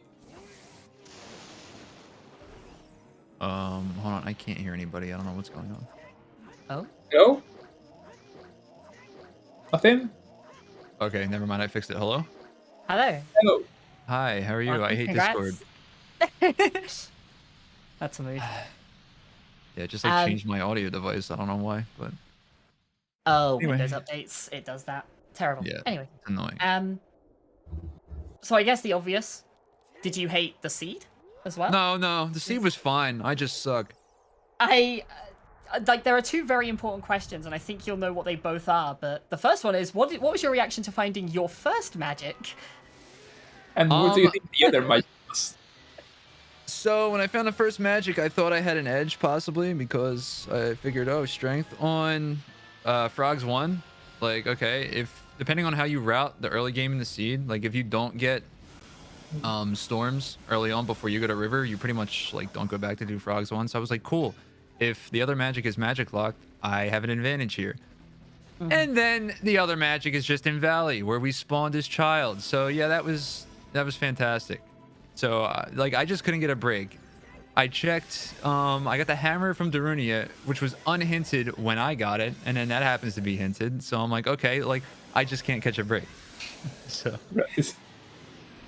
And what was the other one? Funseri, what was the other question? The No. other one was going to be your reaction to the other magic. Oh, yeah. Yeah. Okay, yeah. Yeah, it was just annoying. Jeez. Okay. And the strength in River in Prox 1 was also not required. There was a strength in the well and another one in Forest Temple, so That one was an interesting bailout for a couple of the regime runners. You definitely kind of got lucky with that one, I think. The strength in Forest in particular. I actually, well, the strength in Forest, yeah. I think that I didn't do very well getting the strength in River. I was on my way to Well, and then I got strength 2 on Storms. I was like, okay, well, maybe it's not the slingshot. So I thought, oh, maybe it's strength 2. So I went, finished off Spirit, went strength 2 lock stuff in GCG. Yeah, you definitely had a very different route to everyone else. So I think it's fair to say for everyone, like, this was a fairly linear seed. You got a lot of very powerful hints. You got a lot of a lot of direction offered to you. There wasn't too much you had to do that wasn't just, it's a side dungeon. But Carp, you in particular took a very different route because you got to ice early, but then put off bottom of the well. Yeah. Whereas for like everyone else on the restream, at least the gold scale was go mode. I see. Well, because I didn't ice after Forest, it was natural to, because I got the tree hints. I then went to field and got my bongo and went straight into shadow. That's why well got put off for such a long time.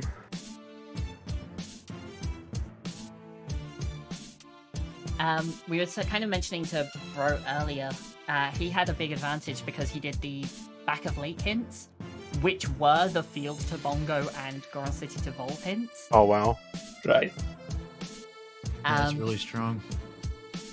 But it ended up kind of not paying off as much as we thought it would because he didn't get the hook shot for a long time. So obviously beating Forest, the rest of you then pick up those other hints and kind of chain through. You get the higher field one that sends you to field, and the first grotto you go into gives you the next hint, and kind of follow through from there. 3 hints back to back. I think that it helped quite a bit. I think Bro, out of the restream, the feature runners in the restream won because of those hints. I think that he chose the proper path because he had so much more info than everyone else. Just because he did the bag of like hints early on, he did tons and tons of hints. He went out of his way to collect lots and lots of hints on. So info won today, as often does. Yeah, beyond that, I don't know if I have anything else. I don't know if you all have stuff to say. I don't know if chat have questions for us to ask, but it's kind of difficult to say much with a seed that kind of spelled everything out for you. Yeah. Everything was pretty much along the way. The only thing that was that Inspire that wasn't easy to access, and the light arrows which were in GTG. But those are available if you complete the sign dungeons, so it's not that bad. You want to it's easy to find mirror shield as well. Right. Team Never Shield won today. I think 2 or 3 of the runners didn't. I think 2 of the runners never purchased their Hylian Shield. So that's something. But beyond that, yeah, it's a fairly straightforward seed. Other than the early routing, which could have been rewarded with that Iron Boost, but because you got a scale both in Fountain and in the same area, in the hinted area where you get the Megaton Hammer, which you definitely need, then most people just finished with the gold scale, so it wasn't really necessary. So that early advantage that it looked like Carp was going to have over everyone else ended up meaning very little in the end. Yeah, I was very sad when I found the other scale. So both Jimbo and Carp have that in common, that they got early info that didn't end up paying off. Yeah. And about the Ruto's placement as well. Right. Yeah, if Ruto's was a bit more hidden, next to it you, would have been much more interesting to see. To just do it. Waste your time. Although light arrows are there, so it's not a total waste of time, but yeah. It was somewhat mean, but otherwise fairly linear.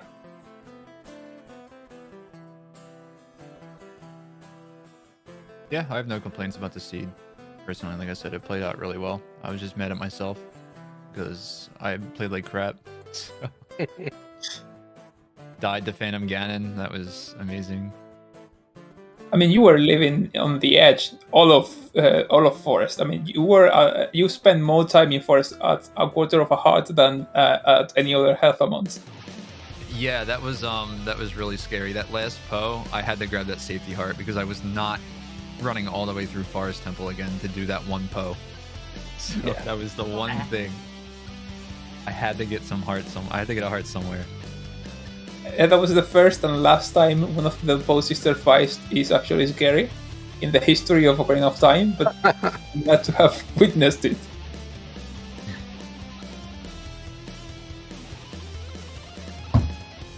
But yeah, no, I mean, thanks for featuring me on the restream today. Yeah, likewise. I think I'm gonna go and get some food now because I haven't eaten this morning and I'm starving. So. Well, thanks for coming. Thanks for joining us for the interview as well. You gave us a great race. Both of you played very well. I mean, I think that the level of play in the restream was overall very good. The routing differences ultimately were the thing that made the big difference. Like I said, that info differential between Bro and the rest because of the bag of click hints changed the early routing, but beyond that, very good seed, very well played. Fairly somewhat boring because of how straightforward it was, but you know, a nice appetizer for tonight's main course. So the last question that I do have for you guys is, who's winning tonight?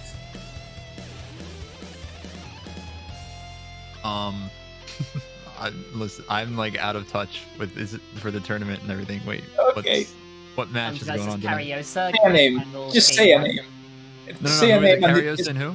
Sponge versus Cariosa. Cariosa's on Sponge versus winner's Ah, side. Sponge. Jimbo 69. Sponge. 100%. Wow. So for someone who's out of the loop, you're very confident in your answer. Oh yeah, I'm very confident. Yeah, Sponge is my boy. So Some random Jimbo 69 is gonna come along and win the tournament. Is that? yeah, that's my main. That's my main Amazalt. So. But yeah, I'm gonna go grab some food. Thanks again for the restream, and I hope you all have a great rest of your day. Yep. GG's again. GG's. Bye. Bye. So, Well- yeah, thanks everyone. So that's it for this race. So later today, we have the Ocarina of Time Randomizer Season 5 Grand Finals between Sponge and Cariosa. And yeah, Cariosa is up one game because he was in the winner bracket of this tournament. So yeah, this is match points, but this might not be the last one. So yeah, it's at 6 p.m. UTC tonight. So yeah, pretty soon. Yeah, and there's also quite a lot of races in the coming days. Also, there's the Minish Cap Randomizer weekly race tonight. Also. On ZSR2, and the Wind Waker Randomizer Big Weekly Fun Race on ZSR3. And on Saturday there will be on Tuesday, sorry, there will be the LTTPR Challenge Cup, some group stage between Zeki Highwind and Dr. Reworm, and Kefka and Zaluvian. So yeah, that's it for this race. Thanks everyone. Thanks to the commentators, Bonsari and Yoshikan, and thanks to our trackers, Dominic and Waylon. So yeah, thanks everyone, and have a good day. See you later in the big race.